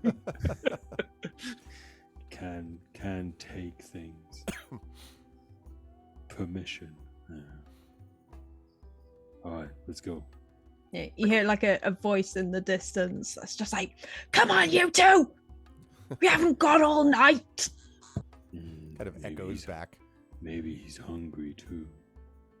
Gets Yeah, real real angry cranky. when hungry. A third hour passes, and I need another 6-sided roll from Regina. You're about halfway back, you suspect. I will also roll for health. Oh god, these rolls are getting worse. Lord. A 5. Hmm. Something new. It is something new. Okay. So, as Alette is walking alongside you, I forgot about that. Alette is just kind of shakes her head finally and is just like, "This is just ridiculous. We walk one place, we see creatures that you just explode by running into them, and then we run back the other way, and all of you are angry and mad at each other, and I don't even know what's happening with Weddle, and this is, you're just don't talk to me." And Alette storms off Can I try and stop her? by force. No, not by force. Like, but, I know, I'm well, I not mean, a she's monster. the point is you could certainly go after her. You literally just be like, put out a hand and keep her from leaving. Yeah. Yeah. Just pick her up. Yeah. I think by this point, I've probably, grouped back up with at least Lump and Regina at this Okay. point. Yep. They probably So- caught up to me. I will go after Alette and say, Can't leave. Weird magic. Need to put Talisman back. There's always weird magic, Lump. There's always something weird. I wanted to see new and different things, but not something so strange. And there were crocodiles we fight, and big things, and ghosts, and demons, and whatever the hell that thing was that you just blew up. Just leave me alone. Alette's loyalty is at 0. oh, jeez. Do you have any gold? I will give her a gold piece. Actually, that's a good shout. I will check. I've got gold. I'm sure I do, but I will just double check how much I have. Yes, I will give her a gold, and I will say, If leave, don't leave here. Dangerous. Come back to city or sepulcher. Bit safer there. Fine, but keep your blood money. And she kind of turns away from you and just marches off in the approximate direction of Sepulcher. okay, Humans are always trouble. right. Humans are touchy. Dwarves are proving problematic too. Don't you start about dwarves now. I'll tell you who the real problem is. It's those blinking elves. I think we can all agree on that. Except for Muriel. Good. I don't like know who nobody that talked is, back but up. so long as they weren't a lawkeeper, we're all right. Don't know Muriel. Oh, she was so... Muriel was so good. She always carried my stuff. You remember that ash flower weirdo? Yeah. But he wasn't an elf. He spent that whole think- fight hanging from a window ledge. Sounds pretty useless. But he had really cool antlers. And I Oh, he once was sat so on them. cool, was he? Ashflower was so cool. Well, if you want to go and hang out with Ashflower, why don't you then? I don't even know why you're still friends with me. I wouldn't be able to find Ashflower. He's like hiding all the time. We Also, if you wanna go misplaced him grave a robbing while together- ago. Please don't call it grave robbing. You have permission. Lump is going to go up to Weds and go walk side by side with Weds. So, want good food back in sepulcher?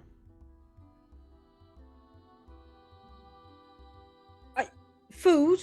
I don't think food is even on my list of things that I'm thinking about at all, Lump. I think you'd know that if you'd listened to what I just said a few minutes ago / hours.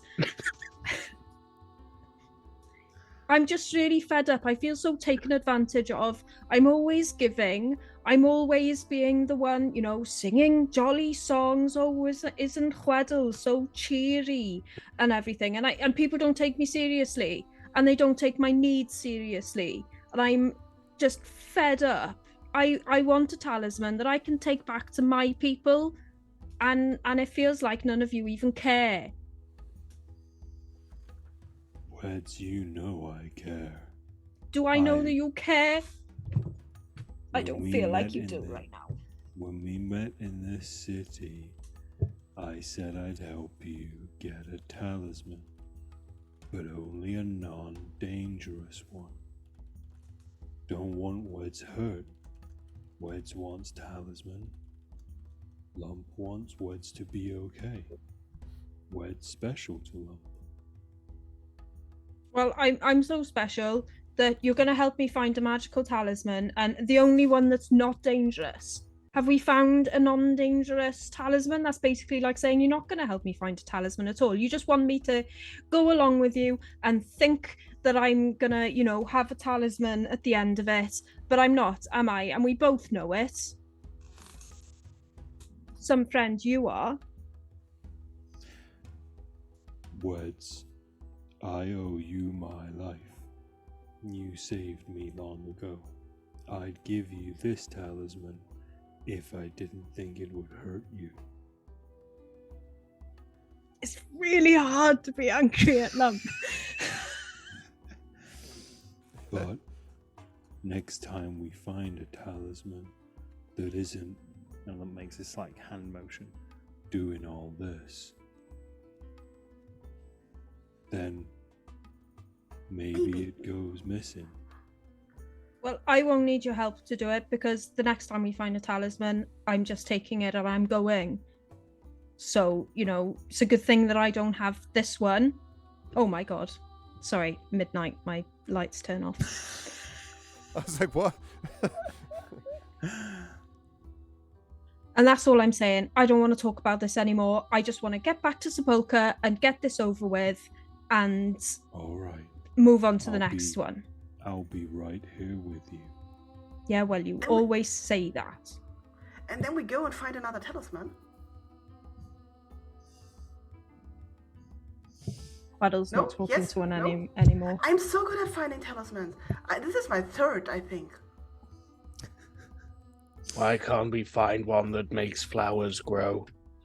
We should try. No, I don't want to make flowers grow, but still, we could try. No, but Chweddle could have that one.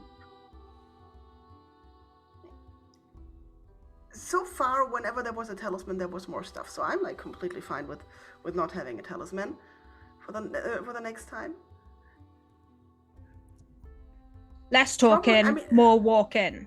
Come on. I mean, it might be problematic, and I look at Reginald, if it is in some grave, but still, we should look into it. Plastic things seem to turn up everywhere. Yeah. So Off to Sepulchre we go. another hour passes. I need another. So did I 6 tell you what I did for my holidays last year? He says, glaring at Chweddle. A 6. Okay, nothing happens, Regina. Might Uh-huh. gain some health. Okay, I need another roll as you reach the 5th hour. It's painful. We're getting there, Mike. We're getting there. A 5. Okay. God, again, no. can I roll higher Again, than a no. bloody 2? Again, no effect. And 1 Yeah. hour outside of Sepulchre, I need one more roll from you, Regina. I'm Okay, kind come of on, come on. glad that you're getting the low rolls because it means Regina's getting the high rolls, except for that one. You just used it. Okay. I Uno did- reverse. I'm feeling good. Okay. I feel great. All right, Regina, I need you to roll for me then a d6 and subtract 1, please. Another one. Okay. Now, I'm sorry, I have no more light fade or anything that I could have done I anything. played enough Talisman to know D6 -1 is never good. I Yeah. need you to roll a D3 if it can do that. If not, just a D4 It minus cannot. 1. Just D4 minus 1. Okay. D4 minus 1. Another one. Okay. I'm really good at this. Yeah, just a moment.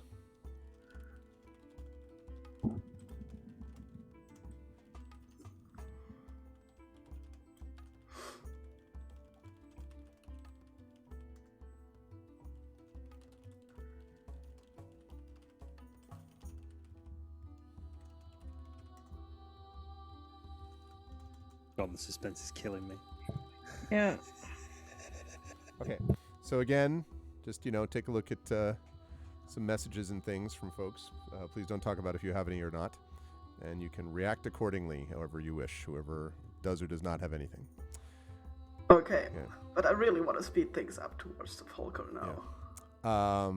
Yeah, well, and definitely you have 1 hour left, so you can actually see the lights of the great city of the dead twinkling. We're gonna get there, and we're gonna save the day. I look at everybody. All right, let's go. Yes!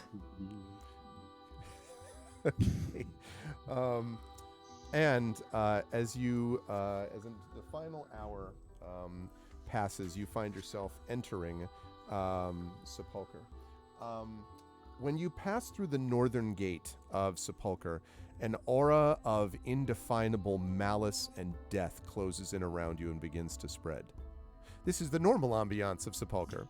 The caretaker hurries up to you, clearly relieved. "Ah, friends," he says, "you've returned with the talisman.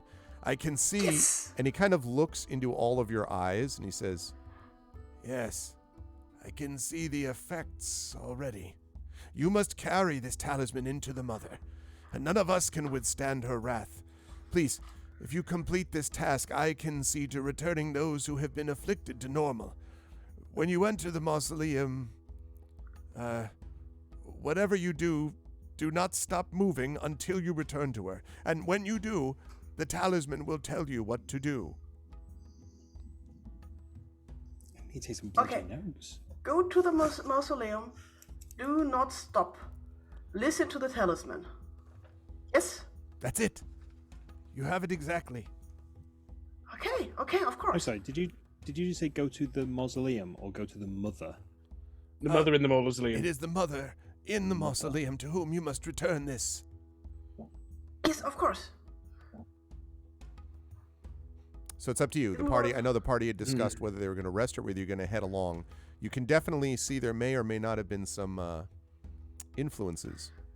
Okay, we should. I think we should take a short rest, and maybe we could Weddle. We could ask around for you for another talisman, like a legal one.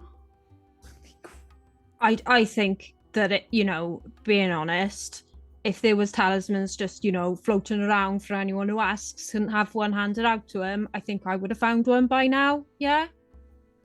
To be honest, for me, I don't want to take any longer than I need to. I don't want to spend a second more than I have to around this talisman that we have to take back to the Mother and all these things. Let's just get it over with and get paid and just go.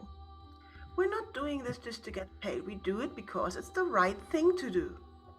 That's the right thing to do. It is the right thing to do. Well, I don't I'm need to doing hear it to that restore from the balance. restoring the balance. There we are. Yes. He's always talking about the balance, isn't he? And you're talking about the right thing to do when you're the one who wants to go Yes. around nicking stuff out of graves. And I said I'm perfectly happy No. to. So lead the way. Let's go to the biggest, No. baddest grave of them all. I have learned not to nick things because it's wrong. I have not nicked things for a long time, and I will not nick things anymore. Rachel just turns to Regina. Very slowly.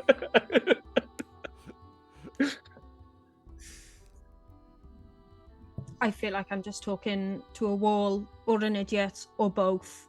Just let me know whatever everyone decides. It is really not okay to call me a wall. That was a very nasty thing to say about Lump. Hmm? The caretaker, Reginald, kind of nods at you to sort of pull you aside slightly. Mhm. And Yep, do you go with him, or? Yes. Yeah. And he says, I don't know if you've seen, but I can see there's already changes in your party. This will continue until you get it to its proper place. I think I've seen what the next, or one of the next stages will be. He kind of nods slowly. I would not envy you having seen it. We may have, how do we put this? We may have cured the victim, but killed them in the process. That is unfortunate and against the balance. It is the wages of removing the balance from where it belongs.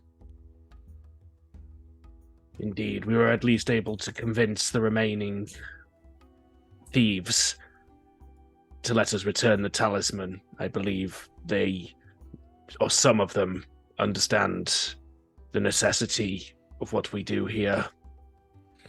He nods. That is one good thing to have come out of this, then.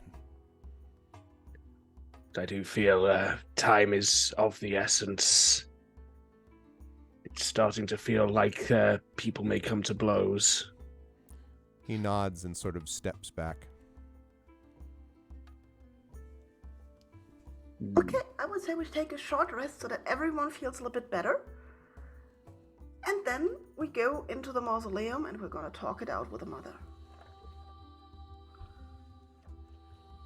Is that what the party's doing? Yeah. Okay. So let's talk about this rest quickly as we do our short rest. Okay. 1 second, bear with me. Okay. Right. So we are going to have an opportunity to, you can attempt first aid on another character. Actually, right now, the only ones hurt are Regina, Lump, and Reginald. None of them very much. There is refitting armor. Obviously, Lump, your armor has a little bit of damage, so you could fix that. Also, definitely I know Huedel is going to need some spell point recovery work, probably, because I believe Huedel is out, and Reginald has used up some as well. Mhm. So, Could you up to you. remind me how to get spell points back? Yes, so if you try to recover, you just take a recovering spell point action. That just means you roll 1d6, and so you recover that number of spell points. I'll do that then. Okay. Let's see what we get back. 4. Okay. Just weighing up my options. Yeah, and then Lump, you recover anyway, right? Regardless, over the course of this hour, so you'd probably be up to normal. If it's an hour, yeah. Yeah. Definitely. So then it would be up to you as to how you want to, if you want to refit or what you want to do. So my armor, I actually refitted last time we rested, I believe. So I've got 2 damaged sections of my armor, but the rest is actually refitted. So then there's nothing else you can do with it. yeah, You could try to heal someone else. You could do some first aid on Regina or on Reginald, who's a little hurt. Oh wait, if you have, wait a minute. I have first aid. What's Reginald's? Who's I'm on- more out of? Well, I'm on 22 out of 25. Regina. I'm on 29 out of 30. Okay, I will try and heal Reginald. I'll try and sew him back together, as is our current arrangement. All right, I need a healing insight test, please. Healing insight. So that's 3d6 plus overlap. Insight plus 2. 13 with doubles. 13 with what? Oh, with Doubles. doubles. Unfortunately, that is not enough. No life is restored. Okay, how can someone use Light Fate after a roll has been cast? Only if Can it's I success. use Light Fate? Yeah, Oh, you it's so success. You can use one before the roll to add a bonus die. Yes. You can use one on a success to re-roll one of the dice, but you must stick by the result. I guess even if that means you now fail. I see. Yeah. I I'll fly take. over- Go ahead. Oh, sorry. I fly over to Reginald, and I think I should put my armor back on, just in case, you never know what's inside of the grave. Sounds like a But- good idea. I think I'm gonna leave my weapons with you because I don't want to make a bad impression.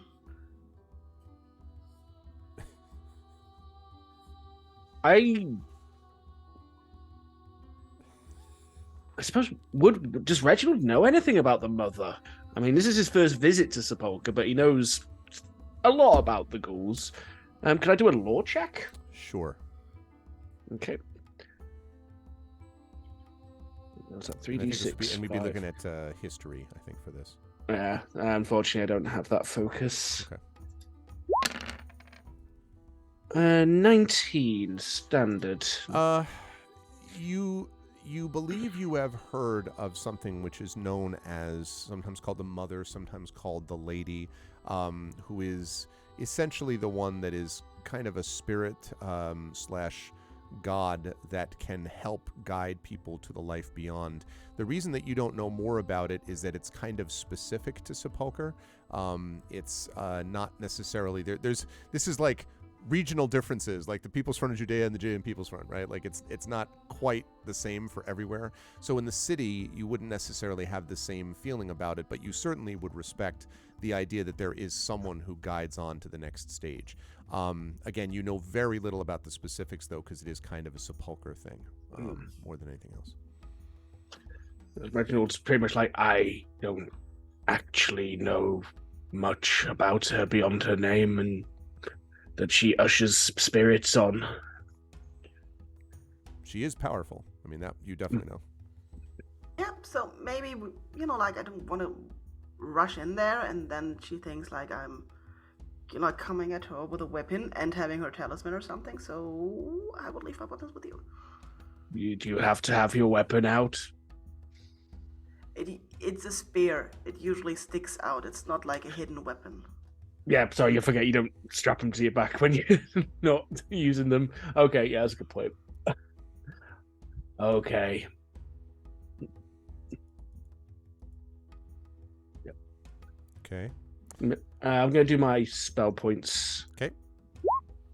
3, which should put me back up to 7 out of 7. Yep. And then, Regina, anything else that you're doing do you want to, there's not a whole, I think have you taken your recover action? We did another short rest earlier. Did you take a recover action during that time? Because you can only take, What would I need to recover? well, like 1 point of life. I didn't know if you know.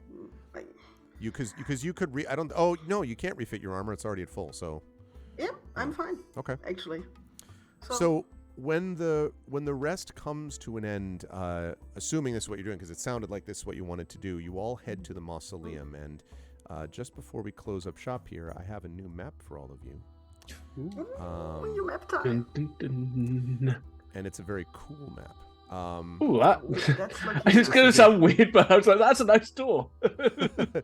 I'm not being sarcastic. That's a nice door you got. I like the Melon. front of the place. Exactly. Yeah, at first you're not sure, like how because you don't see, like no one like comes with you, but when you get there, Reginald, you probably, I imagine, even know theoretically what to do. And as you come forth bearing this talisman, the doors open in front of you to reveal this. This map is kind of a vertical map, so to speak. If I can get the damn reveal to work right. I'm just waiting for the draugers to get off the shelves There now. we go. Yes, exactly. I know, it's true. And as you walk just inside the front doors, assuming you do, I don't want to force you in there, but assuming you Just just a quick question. Yeah, is sure. this the place we could basically loot and pillage as much as we wanted? No, we gotta be. As long as you don't stop moving while you're doing it, apparently. more or less, more or less right. Okay. when you enter this area, Regina, you are flying. Now, just to be clear, who has you're still bearing the talisman, right? Yes, I am still bearing the talisman. Regina, when you fly It has worked in, out really well so far, so there's that's no right. need It's to been change. great. There great is a for me. moment where the sort of talisman kind of, you're just holding it, right? I don't think you have it in a pack or anything, or you're muted. I have it hanging around my neck was my... That's what I thought. Okay. Suddenly, the charm, the talisman, erupts in a blaze of brilliant, multi-hued light. And there's a moment where all four of you are just kind of blinded, like, ah!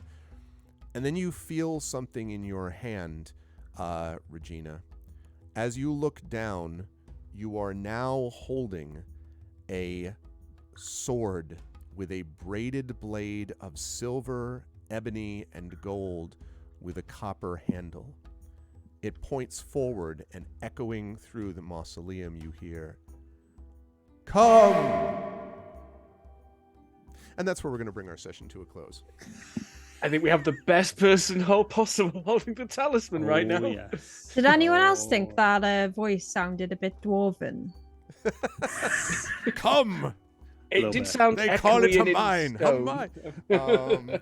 So what a lovely session. And I'll tell you right now, I just wanted to get to the map so you could all see it, because I think it's a really fun, cool little vertical map. Really fun session. I also did not expect that we were going to have some role play that would where tears would be involved. That was not what I had on my bingo card. But really, really impressive, and really some very lovely role play, I think, from everybody, and some just, for reasons I can't yet talk about, some amazing role play from several of you, and I can't talk about it yet. But it just, oh man, I mean, all of you were great. I'm just saying there were a couple of moments where I was like, that's perfect. That's super good, for reasons we'll talk about. And I think chat got a kick out of seeing all of this stuff happening as well, as you are now in the mausoleum. I will start on the bottom of the column, but not the bottom of our hearts, and I'll work up with undeveloped Bruce. Bruce, really, again, good work, and I won't say any more because I don't want to create any spoilers. But great work, and also, I really thought that it was clear that you were the one who really kind of made the connection with Fenna at the beginning. And if you hadn't talked to the rest of the party, and you hadn't talked to Lump about it, that could have created some other issues. But Lump obviously was really invested in listening to you. And one of the things that I thought was really sweet was the fact that as Weddle was getting really pissed off and was just like, no one ever gets, I don't get to do what I want to do.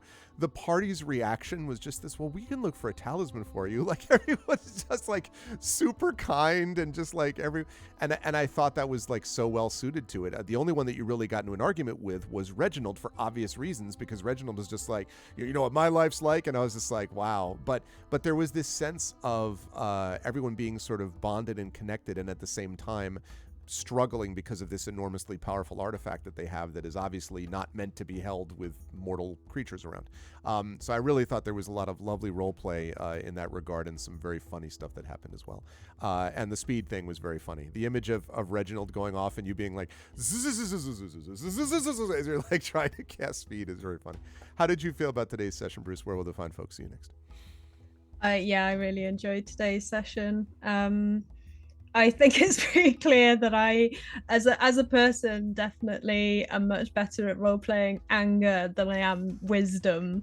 Like childish anger, like nobody cares about me, na na na na, is much more natural for me than oh, good person, good job, bye. Yeah. But I had fun with both of those things, doing my best to do a Lump impersonation with, the actual wise words, and then just leaving it to Lump. I really enjoyed this, the depth that we were adding to Lump's character as nice. Well. It's like, oh. So I'm also really looking forward to potentially having time in the future, where Weddle gets his Isildur moment, it's like, cast it into the flames. No. Weddle! I was there when the courage of dwarves failed. Yeah. Yep. So where you will find me next is probably at the next one of these sessions. I was going to be doing a really cool long stream for charity for my birthday, but I have a work event that has been scheduled on my birthday, so I'm not sure when I'm going to do that at the moment. But it's still planned. I will do a 24-hour gaming / drawing And you're gonna post it so we know, right? I mean, so we yeah, can know it I and won't do promo it in secret. Yeah, please. I mean, I meant post it to us though in advance so that we can promo it and stuff. That's what I meant. Okay. But thank you, Bruce. Good stuff. When is your birthday, by the way? The 30th of March. Okay. Well, then, if I don't talk to you before then happy birthday several weeks in advance. Thank you. But always a pleasure, Bruce. Good stuff today. Yeah, Mike. Obviously you've had a lot of great moments of role play with me in various games, but really lovely stuff from Lump. I think because the thing was not this sort of deep, when I look at the waters, I see that, that's not how Lump is going to process this, right? But Lump also processed it in a way that was very moving, a way where you kind of, because everyone has kind of gotten to feel like Lump is the accidental philosopher king who just sort of says stuff and you're like, that's incredibly 100% not thoughtful. The intent, but I'm glad it's worked out like but that. like that's kind of what it comes up. So when Lump is doing this, I mean, and Bruce said it as well, like for a while, it's really hard to be angry at Lump. Lump's like, I'll try to do this. And you're like, yeah, well, that's really nice of you, the type of thing. Like, and so there was that, but it was really lovely. And it kind of was a good focal point because the moments between Fenna and Lump are based upon things from Lump's past, but also presumably things from Fenna's past that we don't actually know. And the fact that, fanaticism's problem is that it always comes to a cliff edge where it no longer sustains, right? It's not the same thing as true belief in something because it burns itself out. Right, and you get to the end of it, and what have you been left with? And so, in a way, I think Fenna was coming to grips with that, partly because of the way Lump was. And as I said, I was tearing up as the character, but just a little bit tearing up as the guy, as the person, because I love little moments like that. And then also, we got to see Lump do the wrestling takedown, camel clutch WWE moves and stuff like that, which was actually really important because that fight could have gone in many different directions. I mean, as you know, if that thing hits, it hits like an absolute tank. So you do not want to get hit by it. And this thing was bigger than the last one that you dealt with. So a lot of good stuff from Lump in all different directions. How did you feel about today? Where will the lovely folks see you next? Despite that some of the RP being not difficult, but difficult to kind of articulate rather than difficult to actually roleplay, if that makes sense. Yeah. Because you want to handle moments like that sensitively rather than be like just a bit bull in a china shop about it. So right. It was a bit more difficult to that. So there were a lot of things I had to pull from for this, but I really wanted to show a side of Lump's character that is in my head, but I wanted it to be kind of out there. And Lump's not the sort of character that, like, there are other campaigns we've played where, you'll sit around a campfire and everyone will go, oh, that's so cool, what's your backstory, what's your tragic backstory? Right. And that's not what this is sort of about. So kind of opportunities where those parts can arise, thematically relevant as well, where something like this can happen. And totally. Like, well, actually this is a trigger, like a soft trigger for Lump, and this is a hard trigger for Lump, and all this sort of stuff. It means that I can develop this character a little bit more rather than just the right, cool, troll, Hulk smash, etc. Go take the damage, go kill the bad guy. Yep. And there is a bit of depth to that. So, but I loved it. I absolutely loved it. The character of Lump allows me to roleplay in a completely different way than I'm used to, and I really enjoy it and I really appreciate it. And I can't wait to play more. Obviously, I can't wait to play Ghost of Saltmarsh with some people here, but I genuinely can't wait to play more Talisman with you lot as well. I absolutely adore it. If people want to check myself out, everything's a bit shaky right now just because of tons of house stuff that's going on and tons of different live things that are going on, and God knows how many projects I've got going on in the background. But there are some shorts and some YouTube videos going up over the next week or so which have been doing some good views, to be honest with you, recently. I'm really proud of some of them. There's a new episode of Lo-Fi Gaming coming out. There's a new episode of Smith's Myths, where I play potentially cursed games and hope not to die in the process. And yeah, go check that out. Peripheral Mic over on YouTube. I will be streaming at some point. I'm just not 100% sure when, and that'll be over at twitch.tv/peripheral mic. Good stuff. Thank you, Mike. Always a pleasure. Good work today. Good work as well from Saber, from Reginald. As I talked about before, in a lot of ways, I feel that this adventure is kind of the spiritual core of this adventure is Reginald for obvious reasons. You know, this is directly related to what Reginald does, and so there's a lot of challenging stuff that has to be discussed. The idea of the rights, the question of death and the balance. I thought that your description to Fenna was very nice because it was both matter of fact, but also there was a kindness associated with it, because you're trying to explain to someone who grew up their whole lives believing that you were this sort of evil thing that must be destroyed from, ripped from the face of the earth, but of course is open to differences because of the fact that, saw you and your party save her, or at least try to save her brother. And obviously, as was reported by Hweddle, Fenna had already been having some questions about everything, leading up to this as it is. So I thought there were really some lovely moments there. The stuff with Hweddle and Reginald I also thought was both funny and appropriate with that too. And it also means, Reginald, I don't know if you'd have to tell me if he feels this way, but I almost get the sense that there's some pressure on Reginald here, because it's like, you're in a place of the dead, and I can imagine the party being like, what do you think we should do? And you being like, because, you certainly know how to handle the dead, but whether this, which is sort of the city on steroids, at least the city graveyard on steroids, whether this is something you've got, will be interesting to see how that gets managed. So I thought it was interesting to see all of that play out. How did you feel about today's session? Where will the fine folks find you next? It was a lot. Yeah, a lot happened. Yeah, a lot to process from everyone in the party. There's been some great moments between all the characters tonight. One thing which no one's brought up yet, which I want to address: Regina stole the credit for my plan with the embalming fluid. Regina got all Absolutely. the credit. These for are that. these are Yes. true facts. These are true facts. That's I true. just wanted that on record. That's true. And you deserve Same credit thing. before she stole this thing. That's true. I might have killed the guy, but I saved the day. Oh yeah, that's on you. But yeah. I mean, now we're back at the poker. I think one of the things that kind of hammered something home for me was when I got, in my opinion, a pretty good roll on the lore check about the mother, and you're like, yeah, you don't really know anything about it. It's like, Exactly. oh, this is going to be quite alien for me then. Yeah. I'll be aware of like the outline of the thing, but I will have no clue as to how to approach this in any way beyond ghoulish sense. Right. But the little back and forth between Hweddle and Reginald on the journey back was definitely enjoyable. That was something fun to lean into. Yeah, especially, and again, yeah, like I say, like I'm going cheetah legs. Well, I'm using speed. Yeah, I love the speed. Yeah, I love the speed decision, like the speed walk versus doing other was just really. Yeah. A lump. I was dreading it because as soon as the thing with the potion went into action, I was like, Lump's gonna work this out. Yep. We're gonna need to deal with that. Yeah. What did Hweddle say? Something like, "It's your turn to tell him uncomfortable things this time," or something. Yeah.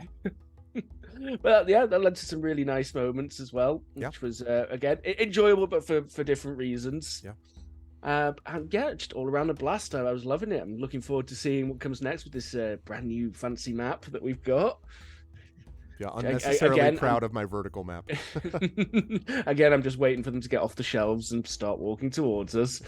Well, if you hear a push, row. Oh no! You know what I mean? Like, then you'll be all set. And just look for some scythe blades. Some obviously placed scythe blade traps and stuff. Yeah, so I'll be looking forward to the next session of this and the next session of Ghost of Saltmarsh as well, because I'm starting to forget how to voice my guy over there. Right, that's right. Yeah, I miss Saltmarsh too. I'm glad that we're going to get that back in come hell or high water this month.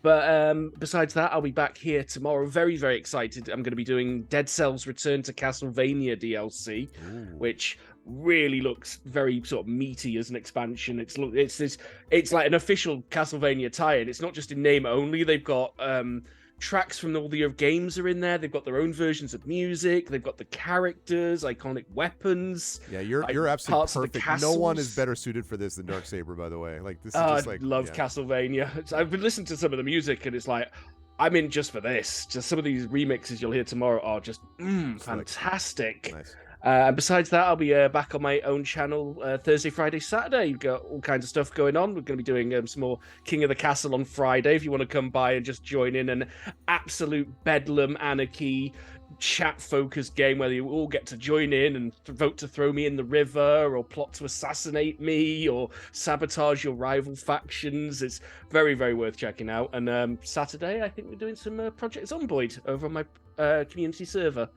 So, yeah, full week as always. Good stuff. Thank you, Saber. Always a pleasure. Good work again. Thanks on Moobot Dashboard. And Thank you. Very good work today from Reginald.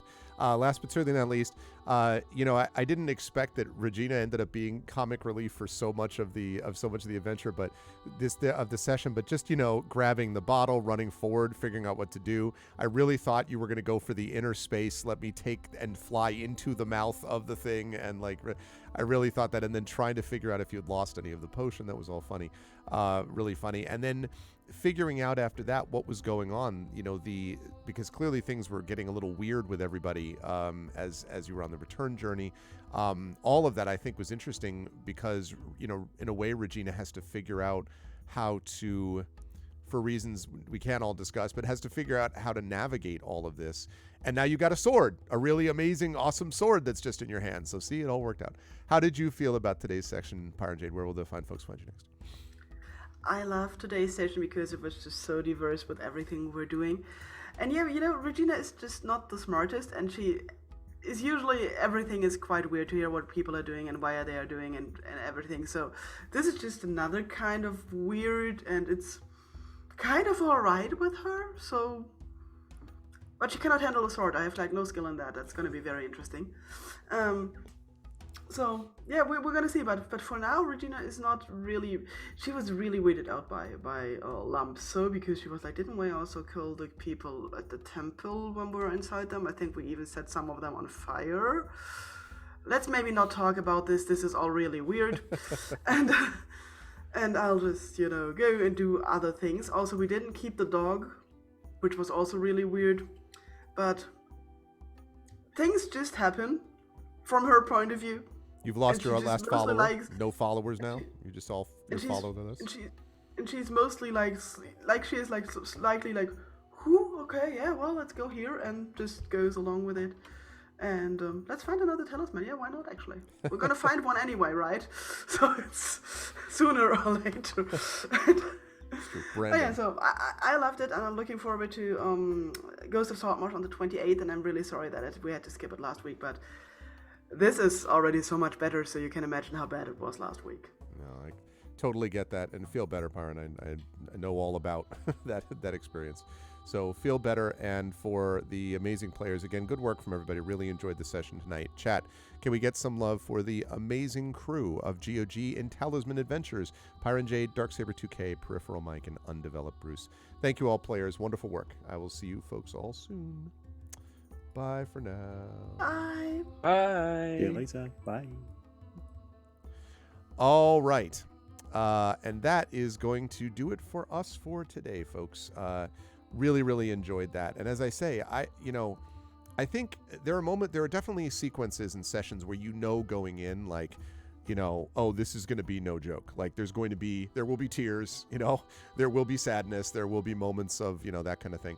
And then there are ones that surprise you, and I certainly didn't know what to expect going into this because there were multiple ways the party could have handled that encounter with that transformed Redeemer that we had there.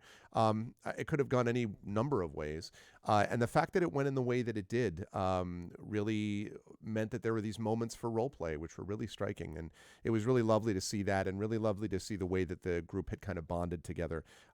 So it's a great pleasure to be able to DM for all of my groups, but I really enjoy the kind of the son of goodwill of the GOG crew, both for this and for Saltmarsh, where everyone really enjoys it and is invested in it in a full way, in a way that I really appreciate. So it was awesome. Yeah, you went try to save, and it even sort of worked. Exactly. kind of sort of worked. So I liked it. It seemed to fit very much with the party's kind of composition. So I like that. If you liked what you saw and heard, chat, may I recommend that you first of all follow all those lovely folks at their various endeavors, and also follow us here on GOG.com. Please subscribe to us here on GOG.com's Twitch channel, and please consider clicking through and checking out our individual channels, because we have our own subsystems and Patreons and things like that as well. Next week, I believe I am on for. I think next week we have a different, yes. So next week, I want to point out to everybody that Pen and Pixels is going to be starting early. Next week, we're going to have Pen and Pixels starting at 1 p.m. Eastern. I'm going to be continuing my playthrough of Chained Echoes. That is because I'm playing Shire Adventures over on my channel at 5 p.m. Eastern to accommodate work schedules over there. So Pen and Pixels next week and the week after is going to be at 1 p.m. We'll run from 1 to 4 p.m. Eastern over on GOG.com's Twitch channel. And then on the 28th, so 3 weeks from today, we'll be back at our normal time of 4:15 p.m. Eastern to continue with some more D&D with GOG Ghosts of Saltmarsh. So I think that's it for me. Fleos is going to be back at you, not with Pen and Pixels. I noticed that somehow that's my thing, okay? Fleos is going to be playing some, what the heck was he playing? He's playing, I noticed it and I'm like, ooh, cool. And now I forget. Hang on a second. Oh, that's wrong command. Bloodstain. That's right. Bloodstain. We were just talking about Castlevania-related stuff. So yes, definitely make sure that Fleos is going to be playing some Bloodstain. I will definitely check back for that while I'm doing some work, because I think that should be fun to watch that. And yeah, make sure you stop by for that. Otherwise, I'll be back on my own channel on Friday with the New Jersey Web Fest early selection winning podcast Speculate that I co-host with Brandon O'Brien and Michael R. Underwood. Valoward, Court of Blades Valoward, a tabletop game which I actually play in instead of GM. That is, again, an early selection for the New Jersey Web Fest, which I'm very excited about. And that is going to be continuing Friday night. And then Saturday, we have some Expedition from the Mysterious Peaks, which is a very cool kind of fantasy science fiction mashup inspired by Expedition to the Barrier Peaks from the 80s. So if you're interested in checking out any of those things, you all know where to find me over on my channel. Otherwise, I'll see you back here next week, Tuesday, 1 p.m. Eastern, for next week, episode 367 of Pen and Pixels and more Chained Echoes. And more of this campaign, Talisman Adventures, happening next month, of course, sponsored as always by Pegasus Spiele. Thanks, everybody. Much love to all of you, and I will catch you folks soon. Until next time, everyone, please be good to each other, and have a good night.